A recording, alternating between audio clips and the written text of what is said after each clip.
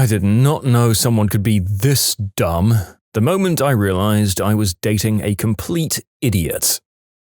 My ex said maybe we should have a kid to motivate him more, that a baby would drive him, and he wanted to become a rapper. She wanted to celebrate getting her boating license by taking her father's speedboat to Hawaii from Los Angeles, California. When questioned about the distances involved in such a journey, she said we could just pack some sandwiches. I like to think she's still floating out there in the middle of the Pacific. When she saw some dinosaur-related status I had on WhatsApp, and she literally said, "Do you really believe in dinosaurs?" My ex, after 1 week of working off the books for $500, came home and actually said, "Guess who's getting pregnant? What a frickin' loser." I don't know the genders in this story, and I can't decide which version of this statement is scarier. Oh, it's two dudes. That guy was a real dumbass. Okay, original author here. My ex was a sorry excuse for a man.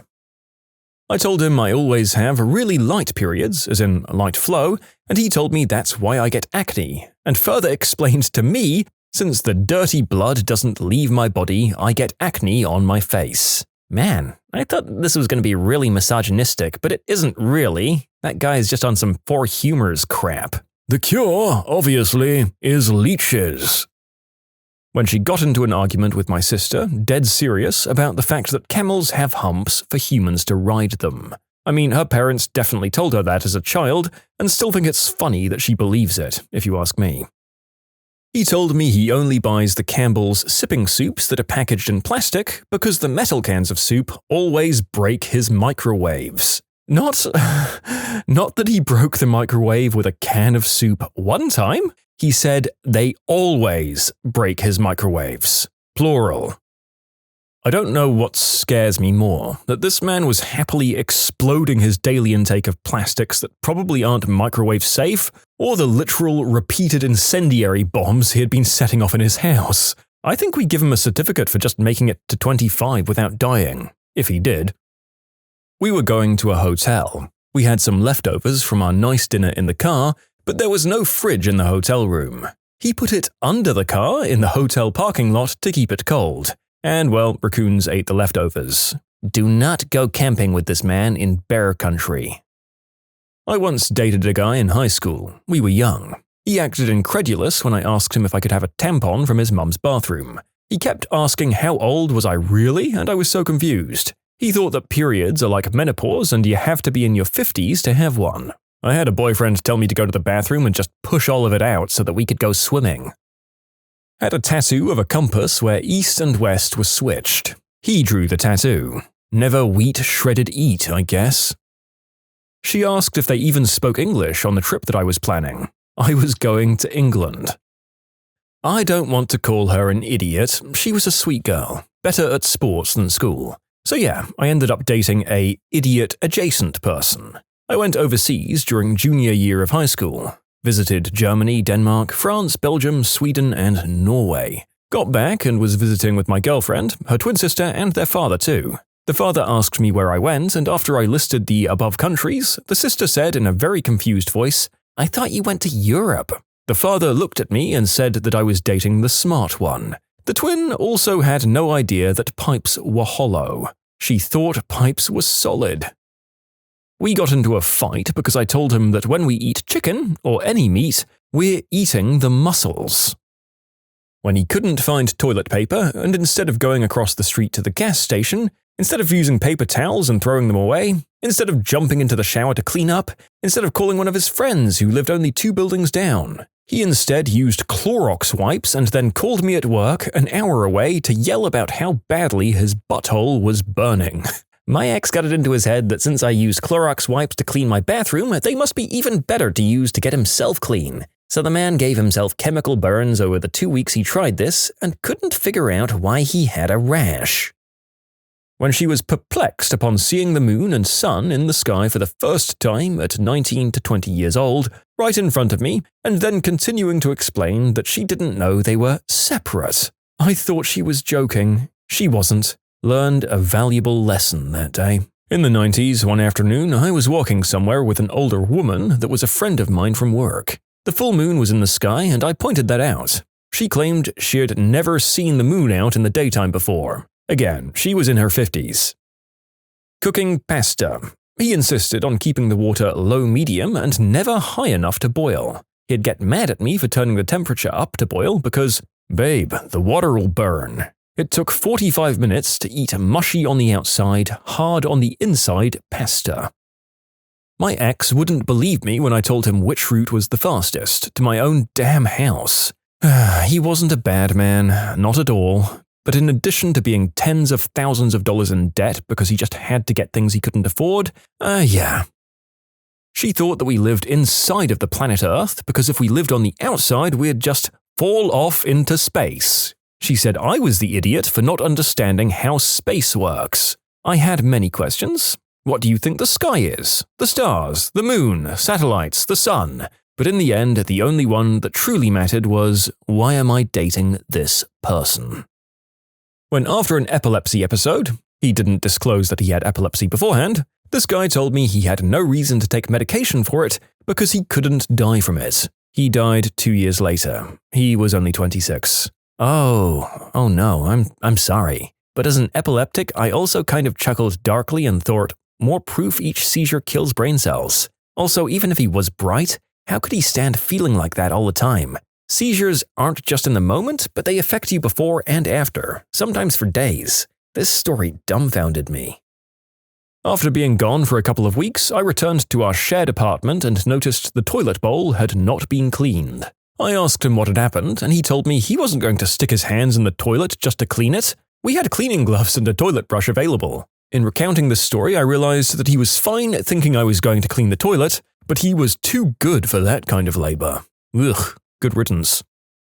Context that this was probably 15 years ago when manual cars were still fairly common. I drove a manual car and one of the first times driving her around, she kept saying, "Why are you doing that?" I was so confused and trying to guess what that meant until she pointed at the gearbox whenever I shifted gears while driving. She said, "Stop doing that, it's annoying, just drive normally." I was honestly speechless and flabbergasted trying to explain to her the difference between a manual and automatic car. After explaining, she wanted me to teach her to drive like I do in her automatic car, to which I had to explain why she couldn't. I don't think she ever understood it now that I think about it. I think I would have probably had several incredulous outbursts before this incident if my theoretical date was this bad at understanding basic explanations. I can't keep the patronizing tone out of my voice. I swear that I try. When I moved in with my girlfriend, we agreed that I'd pay a third of the utility bill since she has a teenager that also lived with her and uses a lot of power and water. A couple of months in, she asked me to look up her portion of the bill. I said it was about $150. She asked me how I remember that. I told her mine was $75 and hers would always be double mine. At this point, she lost her cool and started going off about how I was supposed to pay a third of the bill and that she's paying 75%. She literally couldn't wrap her head around the fact that 2/3 is double 1/3. It took me probably close to half an hour to actually explain it in a way that she understood. And believe me, I tried everything. Starting with saying that I pay for one person and she pays for two, and 2 is double 1. Definitely not one of her finest moments. Mine wasn't until well after the breakup. He left and then moved back home to Australia while I was pregnant. We had no contact until the baby was 2 years old. He asked me if our son has an Australian accent. My girlfriend of 4 years was having substantial stomach and lady issues, while her brother, my age at 52, was dying of stomach cancer. Her dad had also just died of stomach cancer, and her mother was in the throes of multiple cervical and pelvic floor surgeries. This girlfriend of mine still didn't get anything checked out, with the excuse of not having insurance as a reason why she wouldn't do so. We sat down and talked about how to pinch pennies and make a concerted effort to afford insurance for her. The very next day, she spent $1,000 on getting her and her 3 girls new iPhones because the new one is out. So that was a wrap? We were walking in a group with my side of the family, and at a busy intersection when we had a red light and cars were whizzing by in front of us, she proceeded to just walk across the street. My uncle said, "Hey, be careful, you've got a red light." And she snapped at him and said, "I know my rights." She explained that as a pedestrian, she believed she always has the right of way, and that cars have to stop for her at every intersection. I am so glad we didn't have offspring together. We were at the library and I heard her describe me as a reader with an eye roll and a sigh when on the phone with her friend. He would just rinse off dishes and not use soap because he thought that was healthier. You can submit your own stories to be featured here on the channel. The story submission link is in the description below. Don't forget to subscribe to Am I the Genius? It was only our second or third date. We were chatting over dinner and somehow got onto the topic of dinosaurs. He was perplexed by human survival against these things. He couldn't figure out how we survived and they didn't. Well, bless his soul, I blame the Flintstones.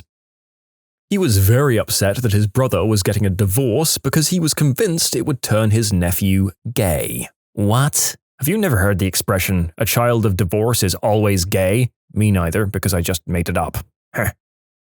I dated a guy back in 2004, right around when the Indian Ocean tsunami happened. We listened to the devastation on the news and he turns to me and says, oh my god, let's never move to tsunami, babe. When the guy who worked at the liquor store said, why are you with that guy? He's a piece of crap.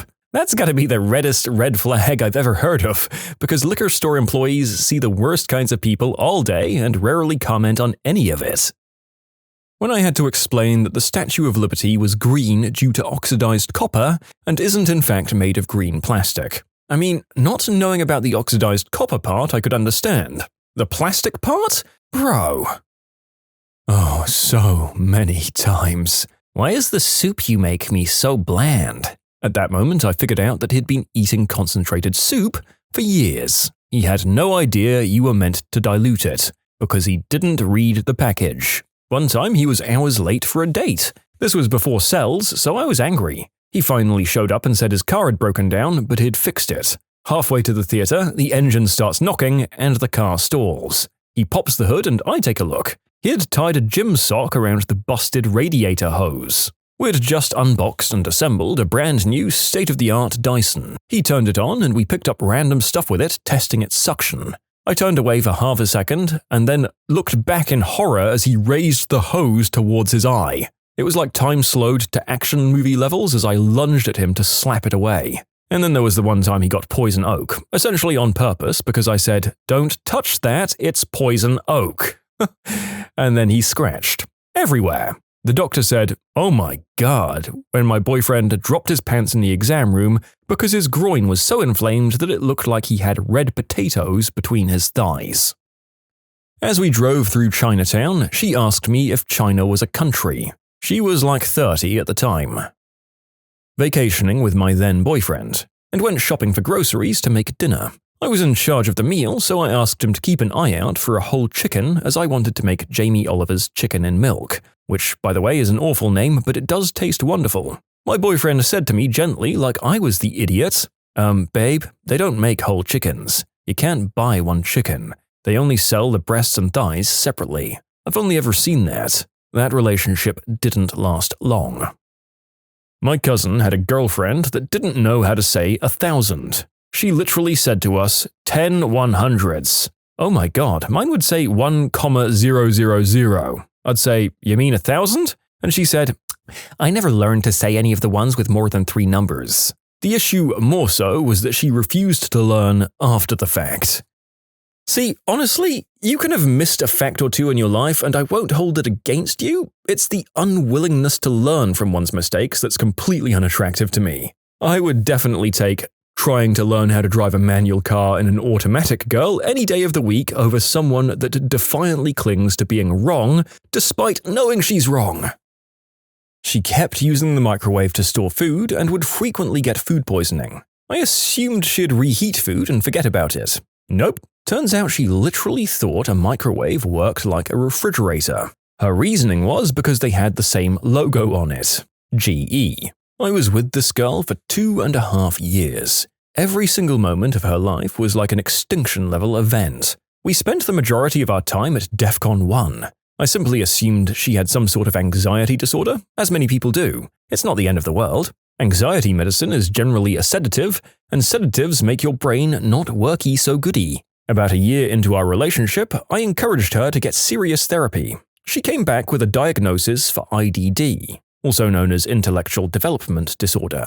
I couldn't believe it. I got more involved and took her for a second opinion, and made sure to screen for dyslexia, ADHD, and ASD. Nope. This poor woman had survived 21 years of her life with an IQ lower than the average temperature of a room, and it was never caught when she was a child. For her, every day was an extinction-level event, survival mode 24/7. The good news is that with support we were able to get her up to about an 8th grade education level before she checked out and decided to do her own thing. It gave me a lot of perspective on what average intelligence actually means and why the world is the way it is.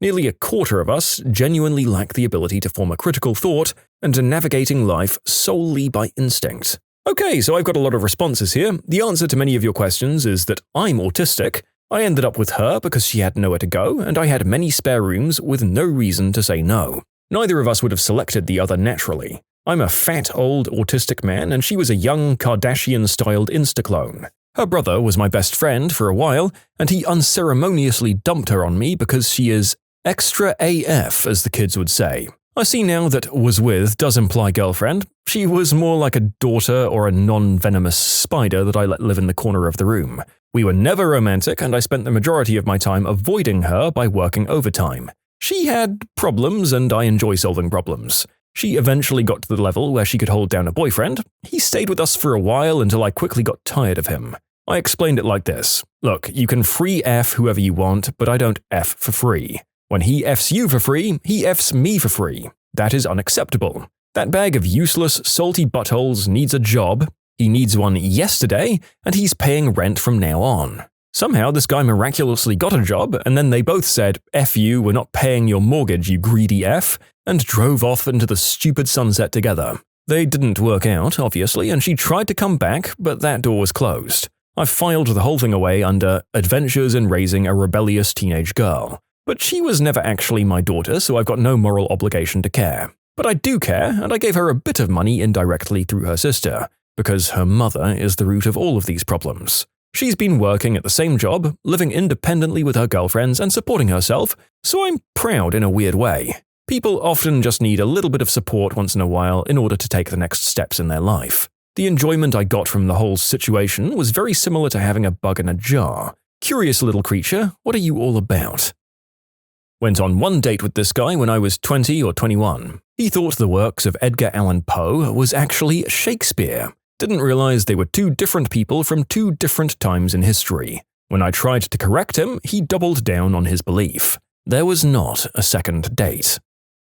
Some stadiums that share an NBA and an NHL team have the ice always there. It's just covered for NBA games or other events.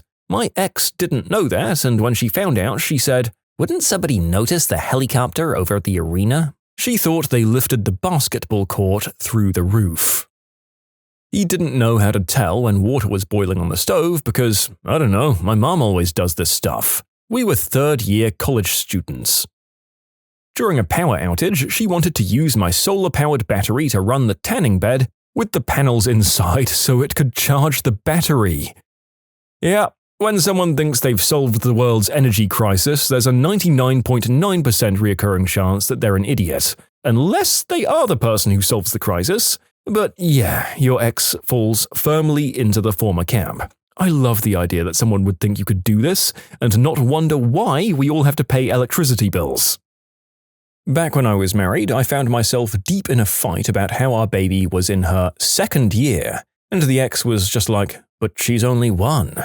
And I'm all, "Yes, she is 1, so this is her second year. When she turns 2, that's the end of her second year, and she'll start her 3rd year of life. But she's 1.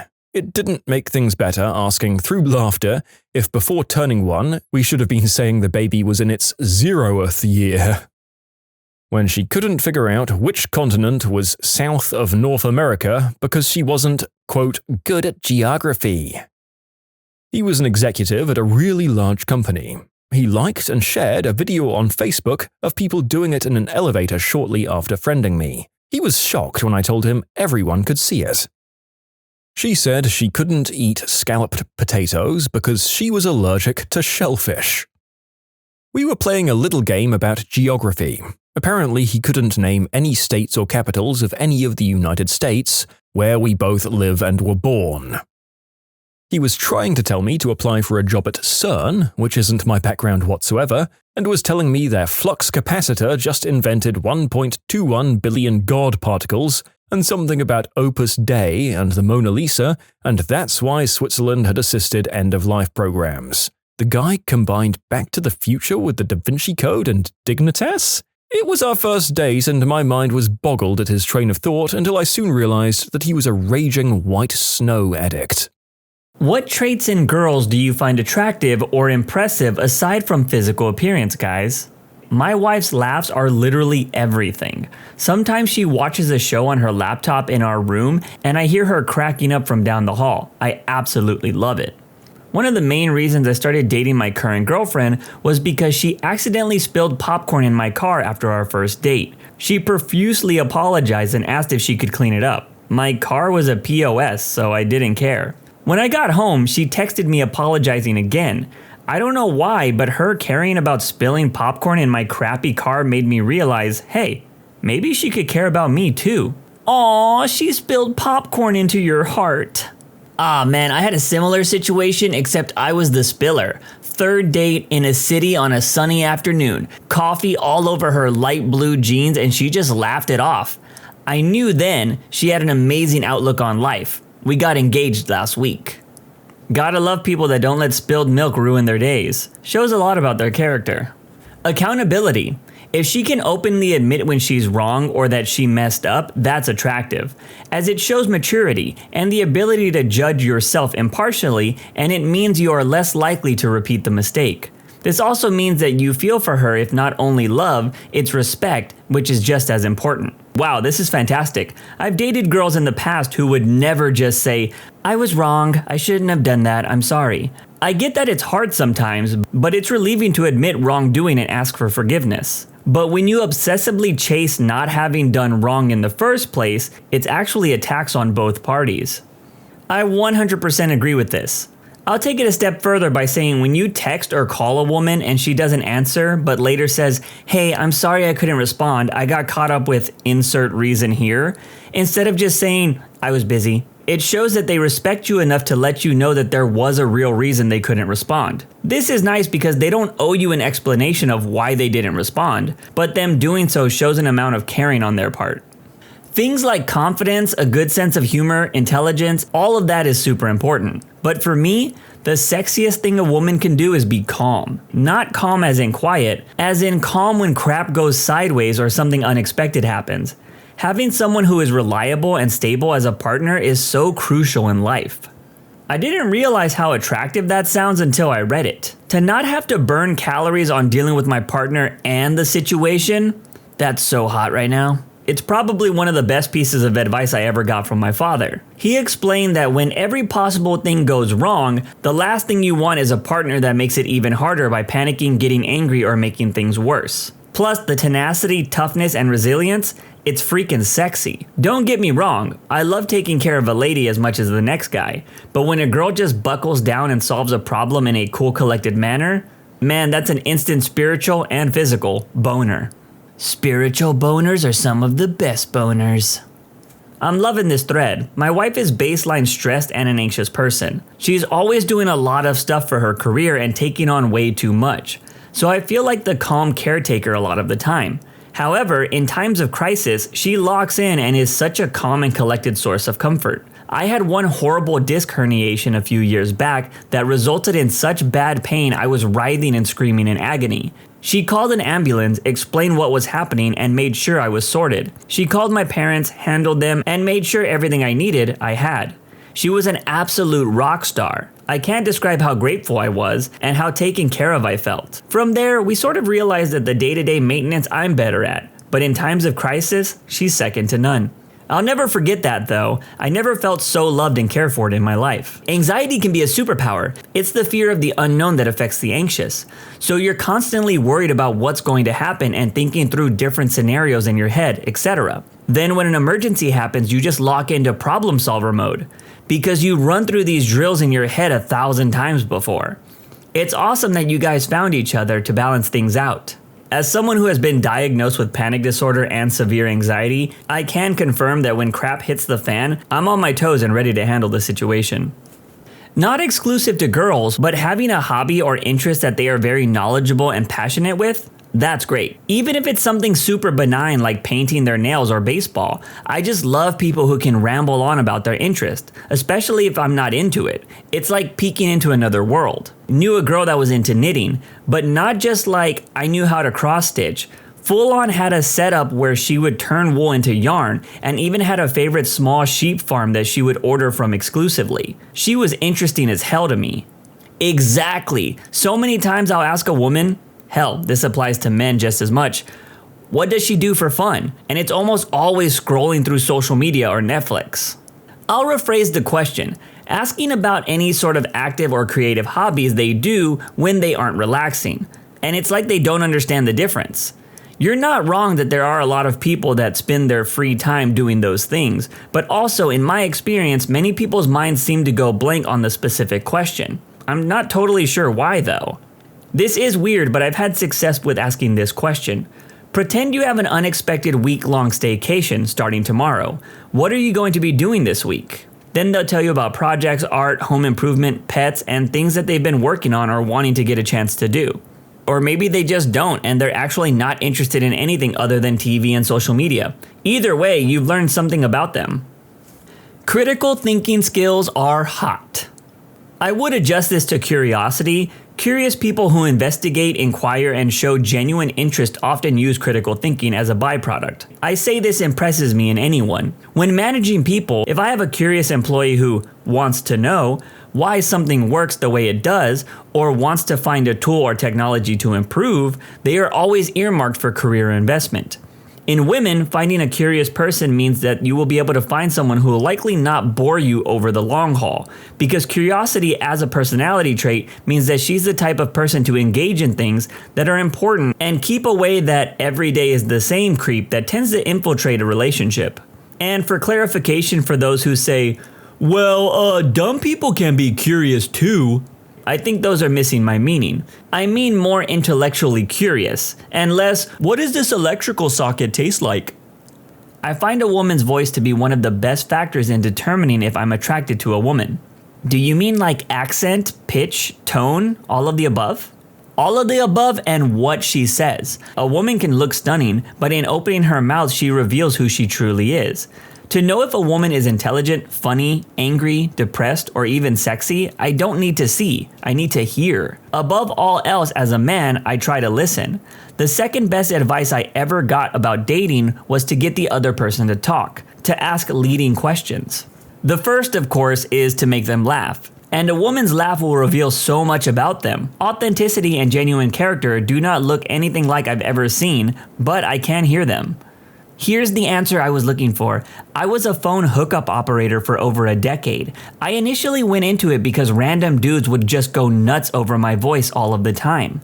I'd call in for customer support on my phone and the tech guy would ask for my number. And things like that. I still sell my voice for a living, but not in the hookup industry anymore. My clients are all women now, but even though they aren't attracted to me intimately for the most part, I still get comments on my voice. Tons are surprised by my age too. I'm 46, but I still easily sound like I'm in my 20s. I can confirm a nice voice will win me over quickly. Same goes for nice eyes and a good smile. Intelligence. Good looks only go so far when you realize she doesn't even know basic life skills. If they can't have an interesting conversation, then why would you want to spend years with that person? I understand if you're looking for a short-term physical encounter. However, if you are looking for a long-term relationship, the ability to communicate is paramount. 100% agree. The girl I dated before my wife was hot, like smoking hot. Her hobbies were basically working out and eating like a rabbit. Hands down the most physically attractive girl I ever dated. But that was it, nothing more. She never had anything interesting to say, never had an opinion on anything, never laughed at jokes or funny movies. She was just a void of personality and took no pleasure in the joys of life. I eventually had to break it off. Now my wife, on the other hand, is the polar opposite. She's beautiful, but she's just a normal human. She's the funniest person I know. She knows what's going on in the world and is driven to make it a better place. And most importantly, she's been extremely supportive of me, and she's the one person I know I can talk about anything with. It's like having a best friend that I can play no-clothes games with. Years ago, I had been dating a girl who was getting a degree in neuroscience. Even though I wasn't a scientist of any sort, I loved talking to her and listening to her go on and on about the brain and the central nervous system. Not only was she smart, but she was passionate and interesting. We split up when I moved to Los Angeles without her. One night, I was at a bar with a friend, and I was talking to a girl who had moved to LA to be a singer. I asked her something like, "So, you're a singer, eh?" And then this girl responded by launching into a full-voiced version of "I Will Always Love You" in the middle of the bar. In that moment, I vividly remember thinking, I miss my neuroscientist. 2 weeks later, I took a plane to the East Coast, called her up and wooed her from her new boyfriend. She moved to SoCal and got her PhD in neuroscience. We got married and have 3 awesome children. She still blows my mind when she talks about her work. I find women that are the complete opposite of me hella attractive. Not sure why, but at least on 3 separate occasions, I have been attracted to nurses that I knew and were friends with. I want to make movies and write comic books, so we're totally opposite. But with one of these women, I remember it like it was yesterday. We were driving to a show to watch a band in another city, and on this hour-long drive, she turned sideways in the passenger seat, like her back was against the passenger door. Probably unsafe even though she was still wearing her seatbelt. And she just looked at me and listened to me while we were driving to this show. It was one of the best freaking interactions I've had with a woman because she just felt present in that moment. Went on a date last week and the woman never took her phone out of her purse. Super hot. If she doesn't take her phone out of her purse, how is she supposed to show you 300 pictures of her cat? How they treat themselves, self-care, how they treat others, friendship, how they work with others, collaboration, what they enjoy learning, curiosity, and what they enjoy doing, creativity. Intelligence, confidence, self-awareness, empathy, creativity, education. Also being pet-friendly is a big plus. So basically anything you'd like from a decent human being. Being emotionally intelligent and mature, which includes having kindness and empathy, etc., can go a long way as it shows me that you're capable of being a decent human being towards myself and others, and that you won't be someone that I have to be careful around. Bonus points if I get the vibe that you're a chill person. Enthusiasm, boundaries, responsible for herself, allows her to be challenged in her thinking, enough backbone to keep me honest when I'm wrong.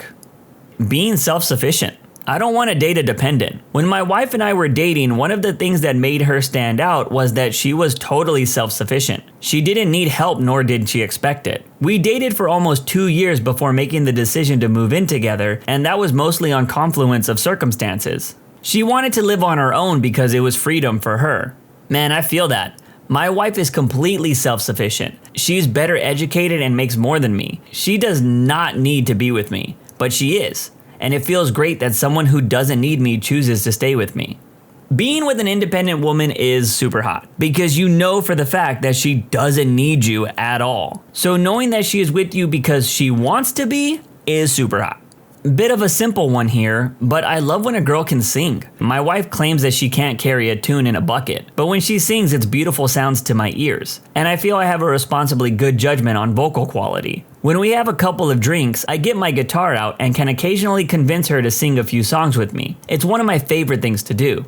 The same traits I look for in my best friend. General vibes need to be on point, thoughtful, kind, sassy. I'm perfectly happy single, so my partner needs to add to my life and make sure our time together is more valuable than my time alone. If she's got a dark sense of humor, I like women like I like my chocolate Easter bunnies, dark, bitter, and with a gnarly hollowness inside that can never be filled. Someone with equivalent levels of apathy and laziness, but about areas of life that complement my own apathy and laziness. That way one of us will always let the freaking dog out or put the kettle on. But I don't feel too guilty for saying so for Saturday. I'm not getting dressed. Been married 16 years. Perfect. I'm not a guy, so I don't count. But I like when girls are genuinely kind and have good banter. Like you can be cheeky and funny and a little sassy, but I still like a nice girl. I've always been attracted to those kind of girls in the room. I can agree with this. I like a woman that can get along with my male friends. Also my female friends, because if she can't, that's a red flag. But I don't want her to be one of the boys, like many guys say they want. I want her to be her own unique self. I want her to be the reason I don't want to be around my boys all the time. I saw a girl riding a fixed bike in the city and doing bunny hops with the bike at the intersection to stay upright. I had only just started riding my bike again, and I was just so impressed with the skills. Optimism. I'm a bit of a pessimist at times. I fall into nihilistic thinking a lot. Good to have someone who could look to our future with a positive light. Adventurous. Being willing to put yourself at risk of humiliation, danger, or failure when encountering new activities is attractive. I will say I definitely like an adventurous woman, or at least someone who wants to plan out and try new things. I often get lost in my work, and it's nice to have someone to invite you out to do things. When I dated my ex, the one thing that constantly made me fall in love with her was just her ability to just get excited to talk about anything. I loved seeing her just get excited about either the littlest thing or whatever was on her mind that day. Enthusiastic or interested in me. That is so reassuring to have. Also, for her to have some hobby or activity, whether it be tennis or an instrument or Dungeons and Dragons or theater. Something she's passionate about would be nice. If her principles and values are similar to mine, it's a way to minimize unnecessary discussions and keep harmony while enjoying each other's company. When she's not afraid to get her hands dirty, kill a bug or two, or unclog a toilet. I'd like to add, and she likes to wash her hands after. It's exhausting to be in a relationship with someone who constantly requires reassurance, praise, and affirmation. Know your worth, and if others don't recognize it, move on and find a relationship with people who do. I understand what you mean, but keep in mind that praise, affirmation, and reassurance is absolutely something that everybody needs and wants. I'm sure there's some experience behind your comment, but it's about finding a balance between knowing your worth and being with someone who empowers that understanding. For some people, their own worth is easier to understand with a bit of outside help. There are a lot of traits that I find attractive, but the one I absolutely love is bravery. And by bravery, I don't mean just doing outlandish things and acting foolish. By bravery, I mean brave enough to confront what's wrong, brave enough to acknowledge her mistakes or shortcomings, brave enough to take on challenges and negative situations head on.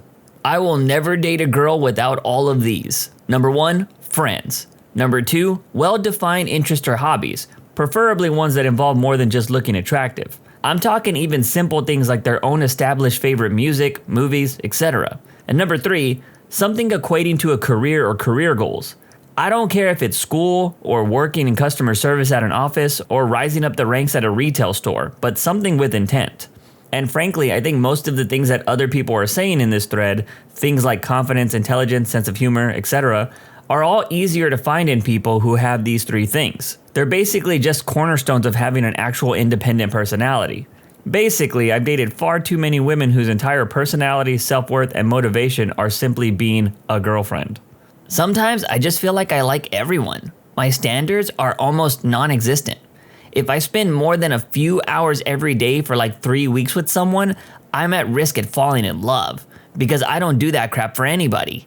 I had to address this same situation today actually. I had to tell a girl that I'm friends with that I needed some distance because goddamn, we were talking a lot and I started catching feelings. Man, I don't like that. That's some scary crap right there. Girls who like sports, and not in the name the 1986 World Series champs.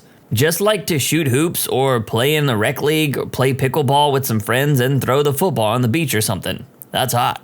The ability to be one of the guys. I like a cute, pretty, pampered princess as far as the looks. I'll admit I'm a sucker for an innocent girly girl look, but I'd rather have someone I can take out on insane adventures and go do stupid crap like fireworks or play video games and swear at each other while we make hookup jokes. Just that comfortable personality where I don't have to impress her and I could just be me. I get the understanding with the be one of the guys things, but do you ever think these guys just want to date their guy friends? If a girl has a talent or a skill that took time and dedication and still interests them, it's incredibly attractive. Like if I'm not physically attracted to someone, then I find out that they play bass guitar or super into making pottery or something, they instantly become very attractive. Any girl who can calculate the homogeneous linear second-order differential equation with the regular singular point would make me melt in a second-order solution. The last 2 girls I dated had one major thing in common. The first, we were having a discussion, a friendly argument about philosophy, and she was holding her own. Then I said something, don't even remember what, and she said, "That's not even close to what the book says. You know, I have it right here. I can take it out and prove you wrong." I had a boner so hard that I had to look away and think about my grandma. The second, a jokingly silly argument, which I tend to be good at. She won, I had no rebuttal. I love girls who are smarter than me, and they have the balls to prove it. That's just so hot. As someone else said, critical thinking is fantastic, along with being secure with herself, emotionally stable and independent. I'm so over the fragile, clingy girl that worships me as a means of seeking validation. No, I'm not being cocky in saying that. Anyone who has been there knows it's less about me and more about the other party seeking what they're missing, and being discarded for the next shiny object that's likely to come. The ability to hold her ground in a debate and push back and not fold in conversation when her heart knows that she's right. A girl who has balls is hot. Hey, yo! For those who have witnessed a wedding objection during the "speak now or forever hold your peace" portion, what happened? My mom got married to my stepdad. My uncle objected. After the attention was focused on him, he asked if they were still going fishing afterwards, to which my stepdad reached into his suit and pulled out his fishing hat. Very sweet and romantic. They loved to fish together. I was working at a wedding when I was younger. I was running the bar at the reception, which was very close to the hall the weddings were at. We were told that the reception would begin around 4 p.m. It was already about 3-ish and I was packing the fridges, the usual barman things, while one of the male guests was sitting there drinking. I asked if he was not joining the reception, to which he replied something along the lines of, "When I have the courage." He downs his drink and leaves. 10 minutes later, he's back, looking extremely disappointed. The guy orders a drink and less than 30 seconds later, another guy who's dressed extremely well, turns out to be the groom, walks in, punches him in the back of the head, and leaves. This dude just picked up his drink and continued sipping. I eventually found out that this dude had downed his drink, walked into the ceremony, and admitted to sleeping with the wife on her hen night, and again the night before the wedding. He was never invited to the wedding. He just felt the groom needed to know. So he found out where the wedding was, suited up, and dropped the info mid-ceremony. This was in the early 70s in semi-rural Washington state. My cousin was getting married, and my aunt and the mother of the groom did not get along well. During the ceremony, when the pastor got to the part about objecting, my aunt said something to my uncle, and the groom's mom jumped up and grabbed my aunt and they started going at it, all the way out the door and into the parking area. They were separated and everyone filed back into the barn, where the wedding continued. The best part though was when another one of my cousins simply walked into the woods after the wedding because that's where he lived. My aunt was getting married to her second husband, and during the "speak now or forever hold your peace" bit, their baby started crying. The dude officiating it said, "If anyone older than 6 months has any objections, speak now or forever hold your peace." He got a laugh and the wedding carried on. They're still together 10 years later, so I guess whatever my cousin had to say was misinformed. The best man at my stepsister's wedding did this. It happened at the rehearsal the night before. It was a very large wedding and the rehearsal was bigger than a lot of weddings. The minister was going over the vows quickly while giving instruction on what to do. When he said something about objections, the best man interrupted saying he had to put a stop to this. He was in love with the bride and was sure she felt the same way. My sister and everyone else was horrified. It caused plenty of chaos and confusion. As far as I know, after that, neither the bride nor groom ever spoke to him again. At my cousin's wedding, when the exchanging of the vows took place, my aunt shouted, "Wasn't there supposed to be a part where you could object?" Or something along those lines. A member of my wife's family had a pirate-themed wedding. A rival pirate appeared and objected to the wedding. The groom dueled him with rapiers and won.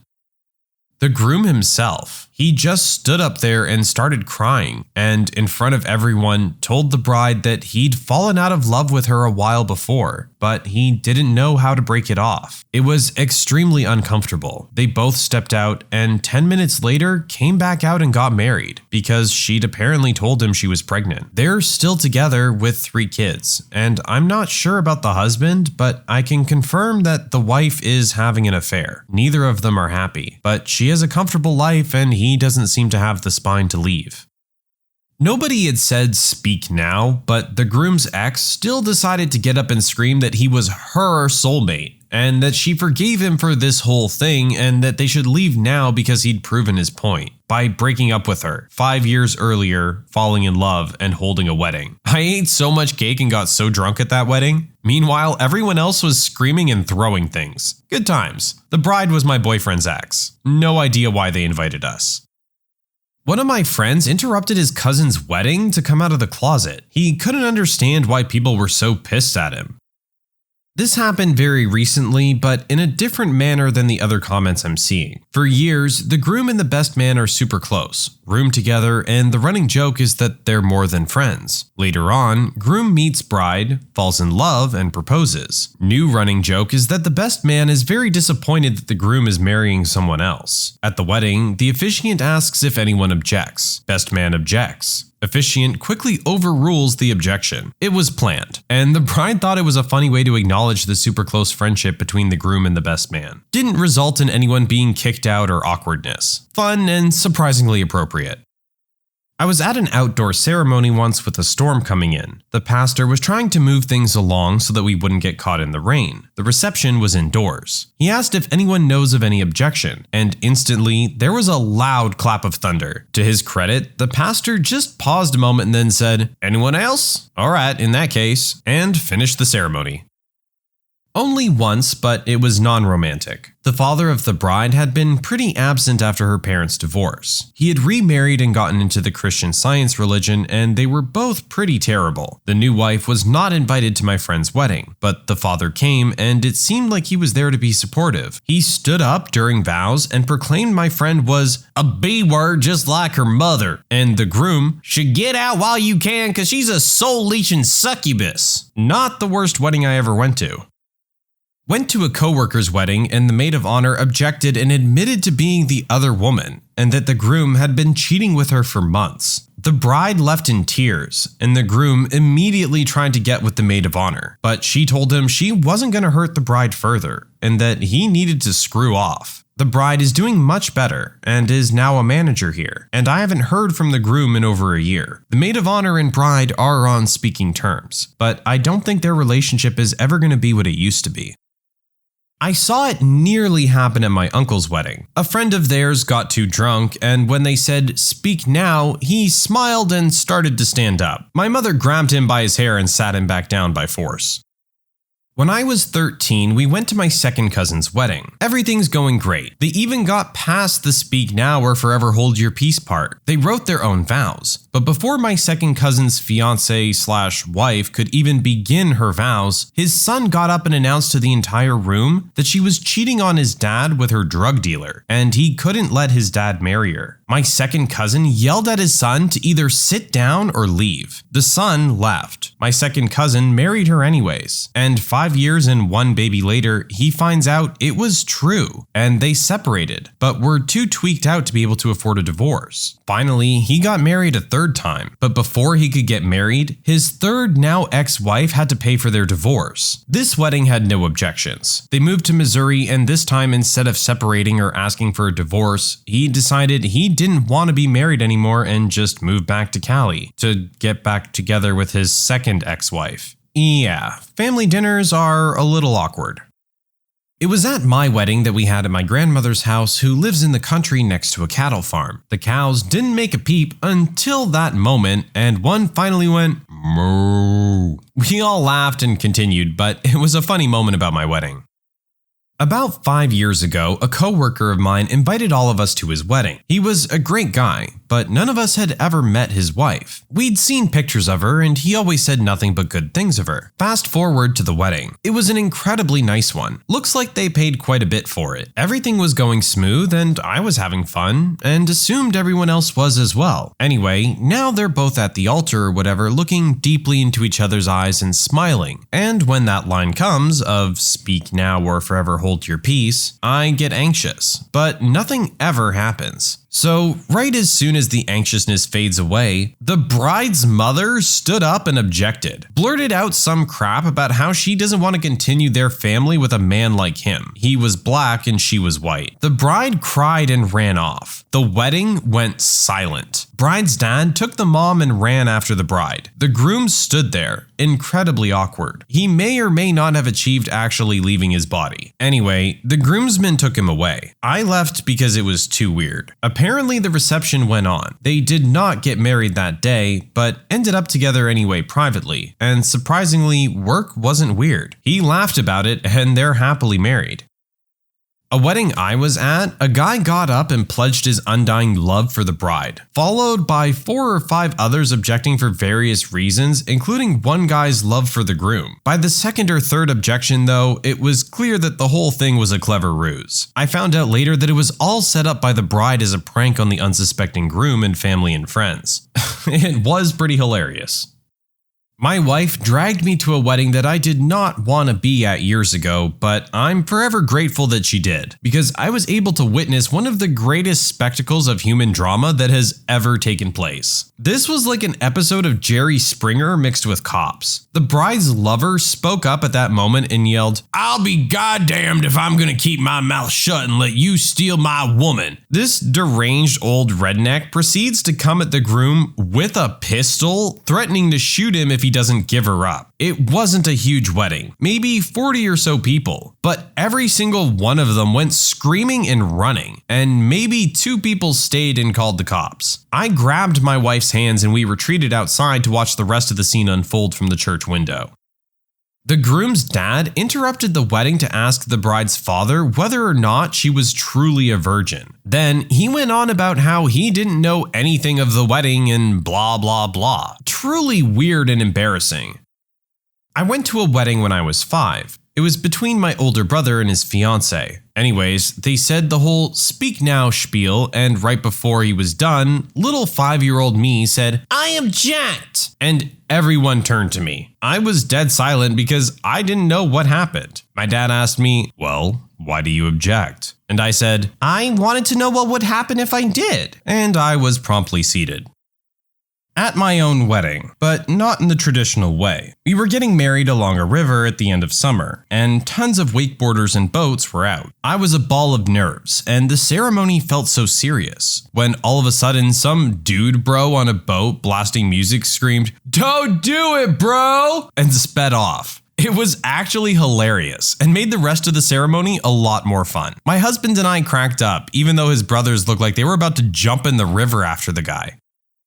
No objections were made, unfortunately, but back when I worked in a hotel a few years ago, I got to witness a very interesting wedding, where maybe someone should have objected. In preparation, we had to ensure we'd ordered enough blue WKD in, as this was the groom's drink of choice. First red flag. The whole wedding took place in the hotel. The function room also hosted the ceremony, so we started pretty early that day. Before the ceremony, the bride had taken 3 bottles of wine up to her room while she was getting ready, and was clearly tipsy before the wedding started, but seemed to act sober enough that whoever was conducting the ceremony was none the wiser. The ceremony seemed normal, but I was prepping the bar, so wouldn't have known either way. As it ends, all the guests flood out for drinks, whilst we changed the function room and set out the tables for the sit-down meal. The guests were really rough, rub some dirt on it type people, to put it politely. I already knew one of them as he'd been in the hotel before, acting like a total jerk when I told him the bar was closed and I wouldn't be serving him. However, he was being especially polite to me this time, as it was clear his date for the wedding was definitely not the same girl he was in with just a few weeks ago, who I suspected was a paid acquaintance. Before the meal even began, we were starting to worry if we'd have enough alcohol. These people drank like fish, but we managed to get them all seated and fed, and everyone is being friendly and well behaved. As the night goes on, the bride is slowly becoming so drunk she can barely stand, and has changed from her wedding dress into a very scant pink negligee with a tutu skirt. She's also given up on using the bathroom, so she loudly announces she will be relying solely upon nature wheeze from this point on. Before midnight, we were nearly totally out of spirits. The guests are ordering shots every round. I'd tried to deny service, but my manager was having none of it, and as the hotel was struggling, they wanted wanted to make as much money as possible. They've drank us out of almost everything. Blue WKDs are long gone, but the groom has a lovely blue smile at this point. After the bride finally gives up trying to shoot disgusting liquors that have likely been sitting there since the hotel was built, they head to the dance floor. The party starts winding down and it's time for the last dance. But the bride decides she'd prefer to have this with a male wedding guest, which really peeves off the groom. She then loudly announces she'll be throwing an after party in their suite and everyone is invited in the hot tub. Funnily enough, the groom isn't thrilled and kicks off. Another member of staff manages to calm everyone down and convinces the DJ to play the last dance song once more before he leaves, and the groom agrees. Everyone starts packing up and the bride comes back from her room in her third outfit of the night, a nice gray stained tracksuit. She's adamant she wants another cigarette before bed. God knows how many packs she went through that day, especially sad considering the money for the wedding came from her parents' inheritance who both died of cancer. She can't find a lighter and becomes irate, screaming at the groom for one. The groom claims he doesn't have one, but not taking no for an answer, she rifles through his pockets and finds one. Holding it aloft, she screams at him that he's a liar and slaps him clean across the face. The groom, obviously not having enjoyed this, returns the favor and punches her in the face. The best man spots this and leaps across the sofa and tackles the groom to the floor. They're now having a full-on fist fight while the bride sobs incoherently. I try and get out of the way as I'm being trampled by Mr. WKD and his scummy friend. My supervisor storms in saying he found coke in the bathroom and the police are on their way. The best man is off like a robber's dog, and the groom stands there stunned, and then follows his new wife into the function room. We then hear screaming and shouting from that room, and the bride has picked up a chair and launched it at her husband, and was now holding a second one trying to attack him with it. At this point, it's about 2 a.m. and I am royally done with the day. My mom is waiting for me outside, so I grab my bag and head off, giving my supervisor strict instructions to tell me exactly how this ends when I'm back for my next shift. I pass a riot van of police officers on the way out the door, direct them to the drama, and go home. Next shift, I'm informed that an ambulance arrived shortly after the police. The groom was taken to the hospital after sustaining a head injury, but he did a runner from the paramedics when he got to the hospital. The bride stayed at the hotel and, to console herself, spent the night with the male wedding guest she danced with. They left together in the morning and a week later announced on Facebook she was in a new relationship with him.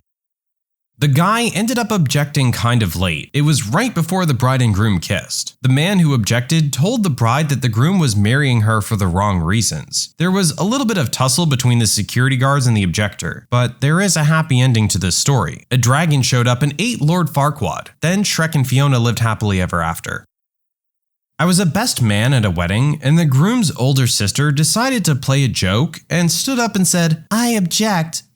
Groom's mother stood up, slapped her, told her this was an inappropriate joke, and told her to go home. This mother still refuses to talk to her daughter 4 years later. I was at an Orthodox Jewish wedding with a ceremony where they read a contract and recite 7 blessings. The groom's dad pinched his son's butt at a most solemn moment, causing him to shriek loudly into a silent audience of 400. The bride saw and snorted loudly. They also publicly kissed after the ceremony, which was a huge scandal. To be fair, I didn't witness this, but it happened to my parents. My mom invited an ex she was still rather close with to her wedding, and he stood up and yelled, "I object." Little did everyone at the wedding know, my dad had gotten rather close with him and paid him to stand up and object, just for the laughs, and he burst out laughing. My mom didn't find it as funny, and it really started their marriage off on the right foot. Not quite the speak now part, but you'll see. A friend of mine was getting married in the park under the trees because both of them were nature people and the groom had a dog that went everywhere with him that wasn't allowed in any church. Because dog, despite being well trained and quiet. There were some rows of chairs with lots of people filling them, including groom's mother who was sitting with his dog. Bride and groom were at the front with the officiant. Officiant begins. Officiant comes to the part where he says, "Do you take?" And groom's dog, Shadow, begins to howl a loud, long, mournful howl. Everyone laughed. Officiant started the question again. Loud, long, mournful howl again. Everyone laughed. The groom told Shadow to come to the front. Shadow ran up, stood directly in between the bride and groom, and the officiant started again. Not a peep from Shadow. Her vows, his vows. Officiant looked at Shadow and asked, "Shadow, do you take the bride and groom to be your lawfully wedded parents?" Shadow barked one single bark. Officiant concluded the ceremony, everyone cheered and clapped, and Shadow barked 3 times, the only time that he's made any sounds. Not kidding. Beautiful dog, too.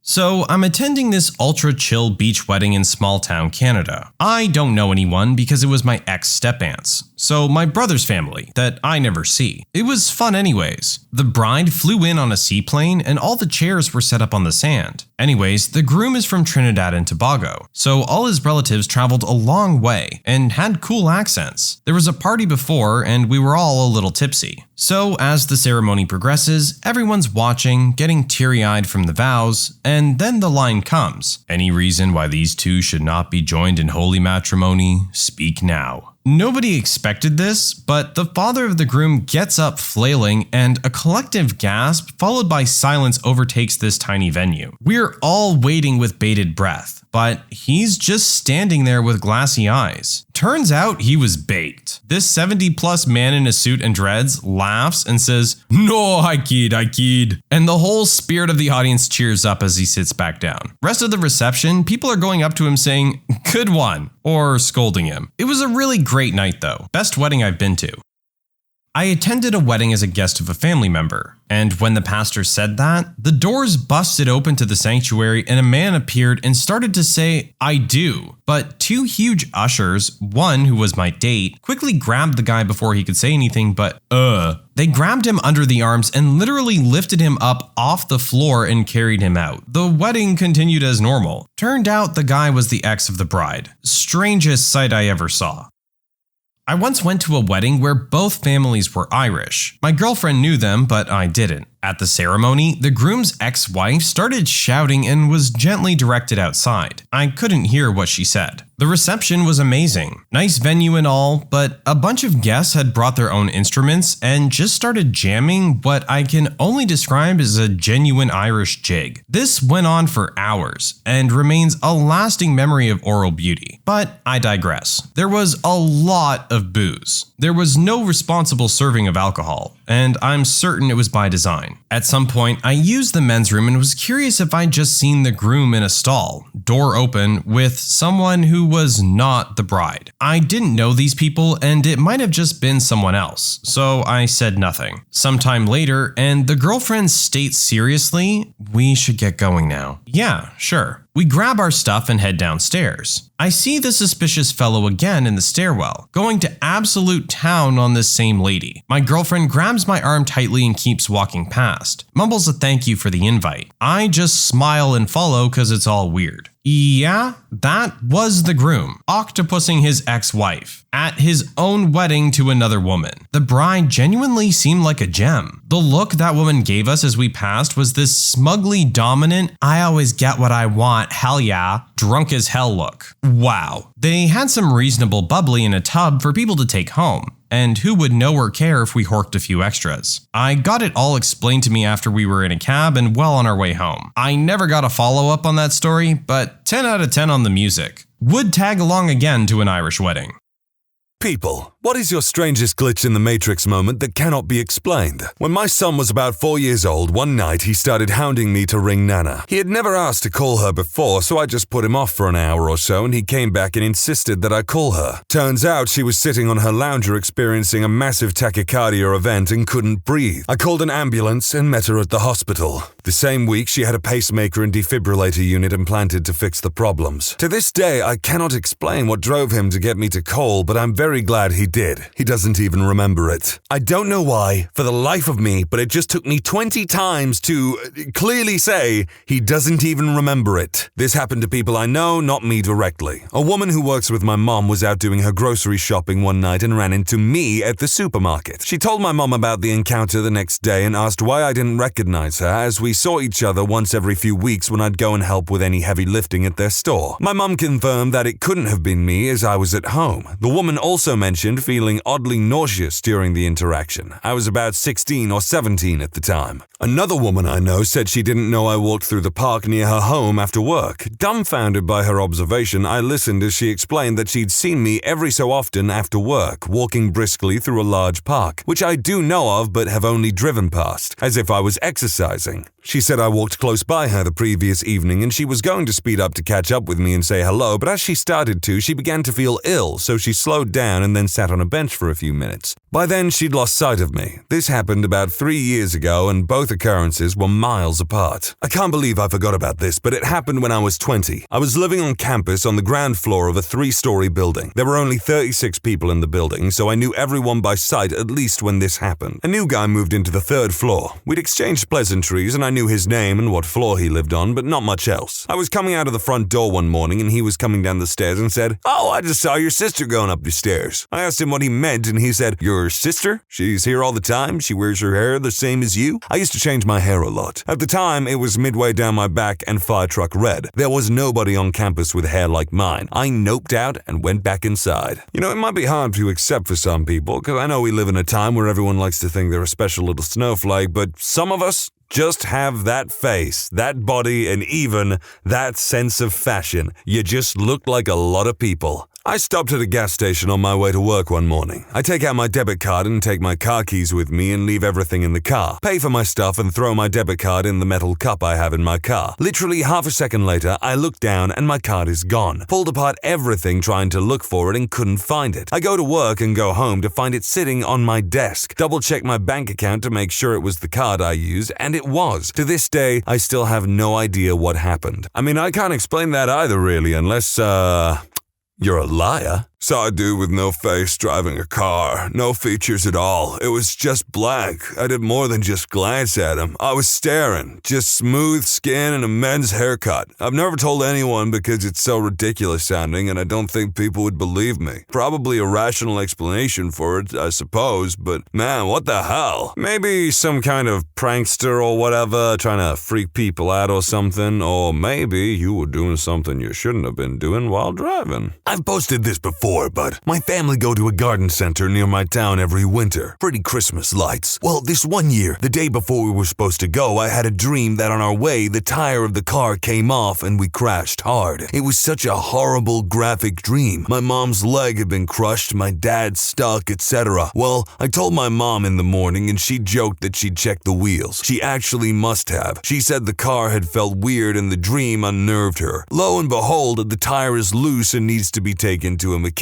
Really weird experience, especially as I've never had a dream feel so real before. Well, you know what they say, with great power comes great responsibility. Now come over to my house and dream up some winning lottery numbers if you would be so kind.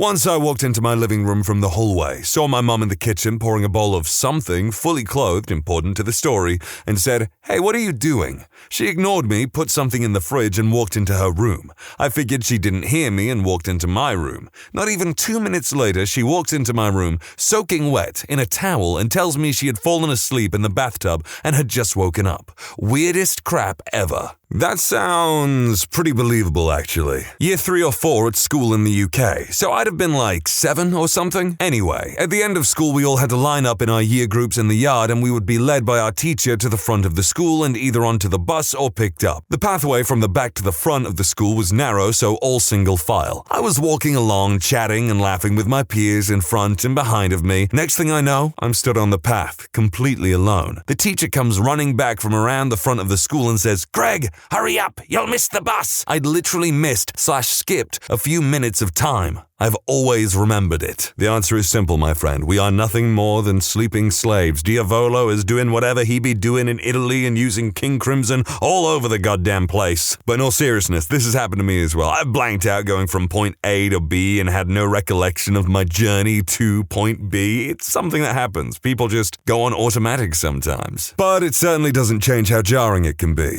Not the strangest, but the most recent. Early last month, I went online to pay a bill, like I've done for years. I get to the last page before finishing and the web page freaks out, with a multitude of display issues before finally receiving an error message. After several attempts to pay, I give up, assuming the site is having issues. I go back 2 days later and pay my bill, and it goes through normally, with me getting my usual text and email notifying me I paid. I'm very confused a few weeks later when I check my email and find a notice from the company whose bill I paid with a semi-threatening email saying the bill is due that day and do I need to set up a payment plan. I've been dealing with the company for almost a decade and have never been late in paying. I check my credit card account and there's no record of me paying, nor are the text or email I received still in my records. I pay the bill and chalk it up to a senior moment on my part. Last week I got my one credit card bill. It says I never paid my last bill, so now I've got that bill to pay plus the interest. I find my previous bill open but with the invoice in place in my living room. Here's why I'm posting. I'm physically disabled and can't drive, and I always pay that credit card bill in person after they messed up my payment years ago. A family member always takes me to my credit union to pay that bill, and like me, he remembers us going down to pay the bill. They say I never paid. He and I even remember a conversation we had on the way to the credit union and going grocery shopping afterwards, but yet the bill is unpaid and the bill is in my possession still. I don't know what to say except that credit card unions can be tricksy little rats. We'll call them rats. In my area, there are apiaries. An old girlfriend and I were driving down a backcountry road exploring the area, and we both saw an old lady in dark clothes tending to a few beehives in an open field not far from the road, maybe 50 yards or so from the road. She was covered in bees. I slowed down, the bees covered the woman,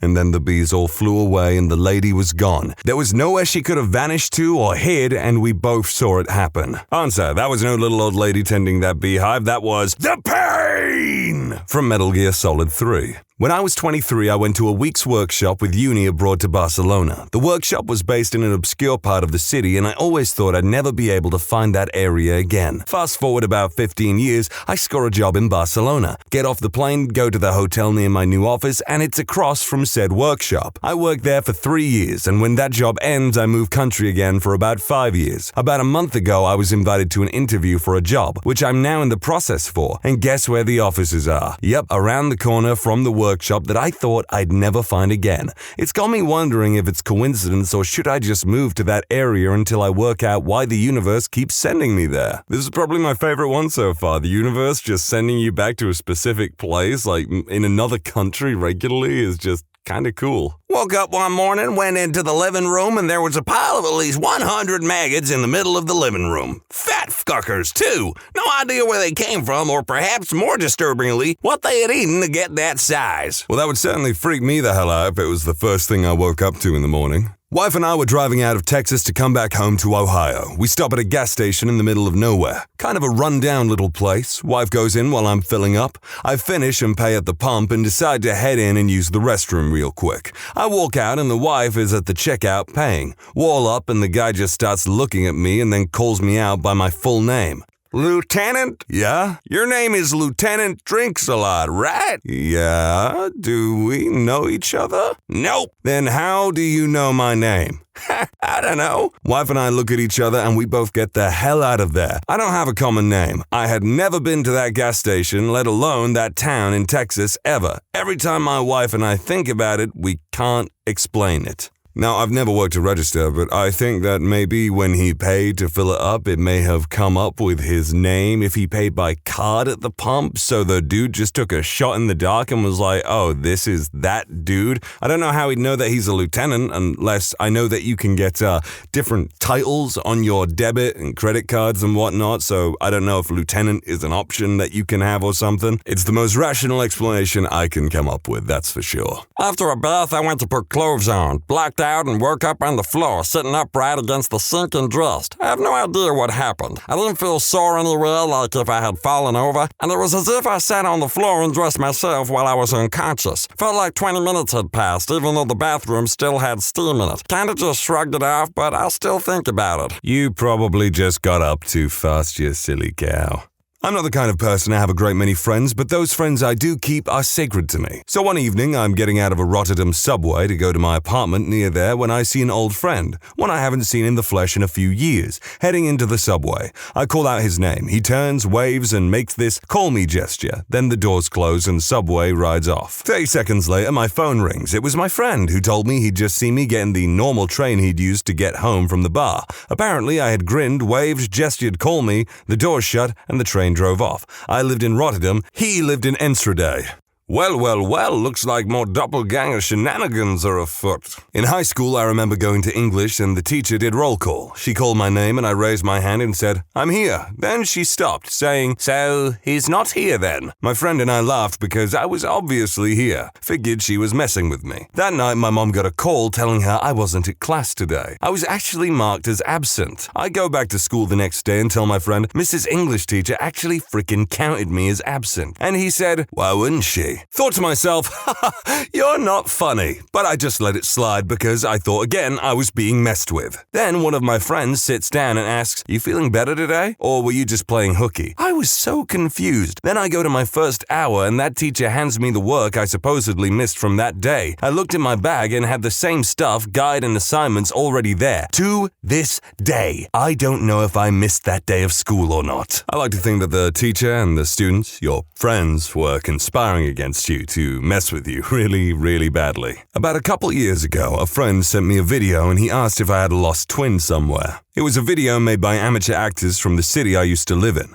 There was this girl that looks just like me. She talked just like me and her part on the sketch consisted of telling a joke I used to tell at the time. I was freaked out of my mind. For some stupid reason I deleted that video and I haven't been able to find it anywhere. And God knows I spent an embarrassing number of hours trying to confirm it even existed in the first place. I kept this one in just as an example of a stupid one that I absolutely don't believe. And believe me, there are already a few that I'm very skeptical of, but some of them are pretty cool. Senior year of high school, 30-minute lunch. My buddy and I drove all the way from my school to McDonald's, normally about a 10-minute drive, so 20 minutes minimum there and back. But we stopped by my house in between the school and McDonald's. I grab a shirt, change, leave, drive down the street, get into an altercation with a guy who we flipped off for tailgating. A shooty bang bang is pulled. We think he was across the street. Looked like a shooty bang bang, but who knows? His wife in the passenger seat starts yelling at him. We part ways. Go to McDonald's and order food, eat in the parking lot, decide we are late regardless. We had no access to the time in my car and our phones were in our lockers at school. We also were frequent ditchies or tardy kids. Turns out this all occurred in 18 minutes on the dot. It's freaking impossible, but it happened. My buddy and I still talk about it to this day, saying we went through a wormhole or some crap. Or my Nissan, rest in peace, somehow could time travel or slow down time. Time-traveling Nissan is not nearly as cool as a time-traveling DeLorean. I was at a gas station getting a coffee. I absolutely love gas station coffee, and this was somewhere I always stop before heading to work. I went to pay for my coffee and I tap my card. The lady at the till tells me it was declined. I try inserting it with my PIN because maybe my tap wasn't working. The lady said it was declined again. There was no one else in the gas station at that time, so I'm like, hold up, let me check my online banking. Because I'd just gotten paid and I knew I had money. I go to my online banking and it says that I paid. I show her the transaction and she starts insisting that it didn't go through on her end. Like, okay lady, I'm not paying for the same coffee twice. Next day, I go in to grab another coffee and the lady tells me that I stole the coffee the other night, but doesn't make me pay for it. I am angry because I just got a lecture when I know the money for the coffee came out of my account. I check my online banking later and there was no transaction for the coffee. Not so much a glitch in reality as it is a glitch in your bank account. Biking back from school one day with a friend and we were talking when suddenly I got a really strange case of deja vu. I remembered the exact moment as if it had happened once before and knew what he was going to say next. Then he said it. Nothing mind-blowing, but more than 14 years later, I still can't explain it. See, I would explain that by saying that the friend was probably talking about something that you were only passively listening to before, but now that you were actually focused and subconsciously aware of what they were talking about before, you kind of knew what they were going to say next. This happened to me several years ago while I was living in California and working a great job in a downtown coffee house. I loved everything about that job. I worked with fantastic people and our shop was located in the city's historic district in a very old, very beautiful building that had once been a hotel in the 1800s, but had since been converted into apartments, lofts, and of course, the big coffee house on the main floor. Being an early birdie and living only a couple blocks away from the coffee house, I was always scheduled to work the opening shift, which started at 4:15 a.m. It was the most unpopular shift, but it happened to be my absolute favorite one because I loved walking to work in the quiet of the early mornings as the rest of the city was sound asleep. Normally, downtown was quite loud and busy, full of people and constant activity, but in the early hours of the morning, it was still and silent, and I felt as if I was the only person in existence walking through a ghost town. Every day, I arrived 10 or 15 minutes early for my shift and would wait for my manager on the patio outside of the shop. It was always just the two of us working that early shift, and my manager was often running a little bit behind and never arrived before I did. But I didn't mind at all. I liked to spend some time by myself on the patio outside of the darkened shop, gathering my thoughts while I waited for him to walk up with his keys to unlock the door. One morning as I was walking to work and approaching our building, I noticed that the coffee house was brightly lit up as all the lights were already turned on and shining through the store's giant glass windows. I was about 10 minutes early that morning, so I was very surprised to see that my manager had arrived before me and had already started opening up the shop. I walked up to the glass door and pulled on the handle to let myself in, only to find that it was locked shut. That wasn't really unusual, as we often kept the doors of the employee entrance and main entrance locked while we got everything ready for the day and went through our morning procedures until 5 a.m., which was our official opening time. What was unusual, though, was the sound of music I could clearly hear drifting through the speakers inside the store. This was during the holiday season, so we were playing Christmas music throughout the day, but on this particular morning, I could hear the Christmas music already playing its familiar loop at a rather high volume inside the store. This was during the holiday season, so we were playing Christmas music throughout the day, but we never turned it on until around 9 or so in the morning, out of respect for all of the tenants living in the apartment above us. But on this particular morning, I could hear the Christmas music already playing its familiar loop at a rather high volume inside the store. I thought it was odd, but decided that maybe my manager was just feeling extra festive that day and wanted to listen to some tunes while we worked. I knocked on the employee's entrance door and waited for my manager to come and let me in. I looked through the glass and watched for him. He didn't come, so I knocked again and waited some more. He still didn't appear, so I knocked again and again. I then walked to the main entrance door and tried knocking on those with no luck. I checked my watch and saw that I had 5 minutes until I needed to clock in. I knocked again, much louder this time, and looked inside through the glass door for any signs of my manager, and that's when I heard the muffled sound of voices coming from the back of the store where the kitchen of our coffee shop was located. At that quiet, early hour in the morning, every sound seems to be amplified, and what I could distinctly hear was two male voices talking and laughing together. That was very unusual,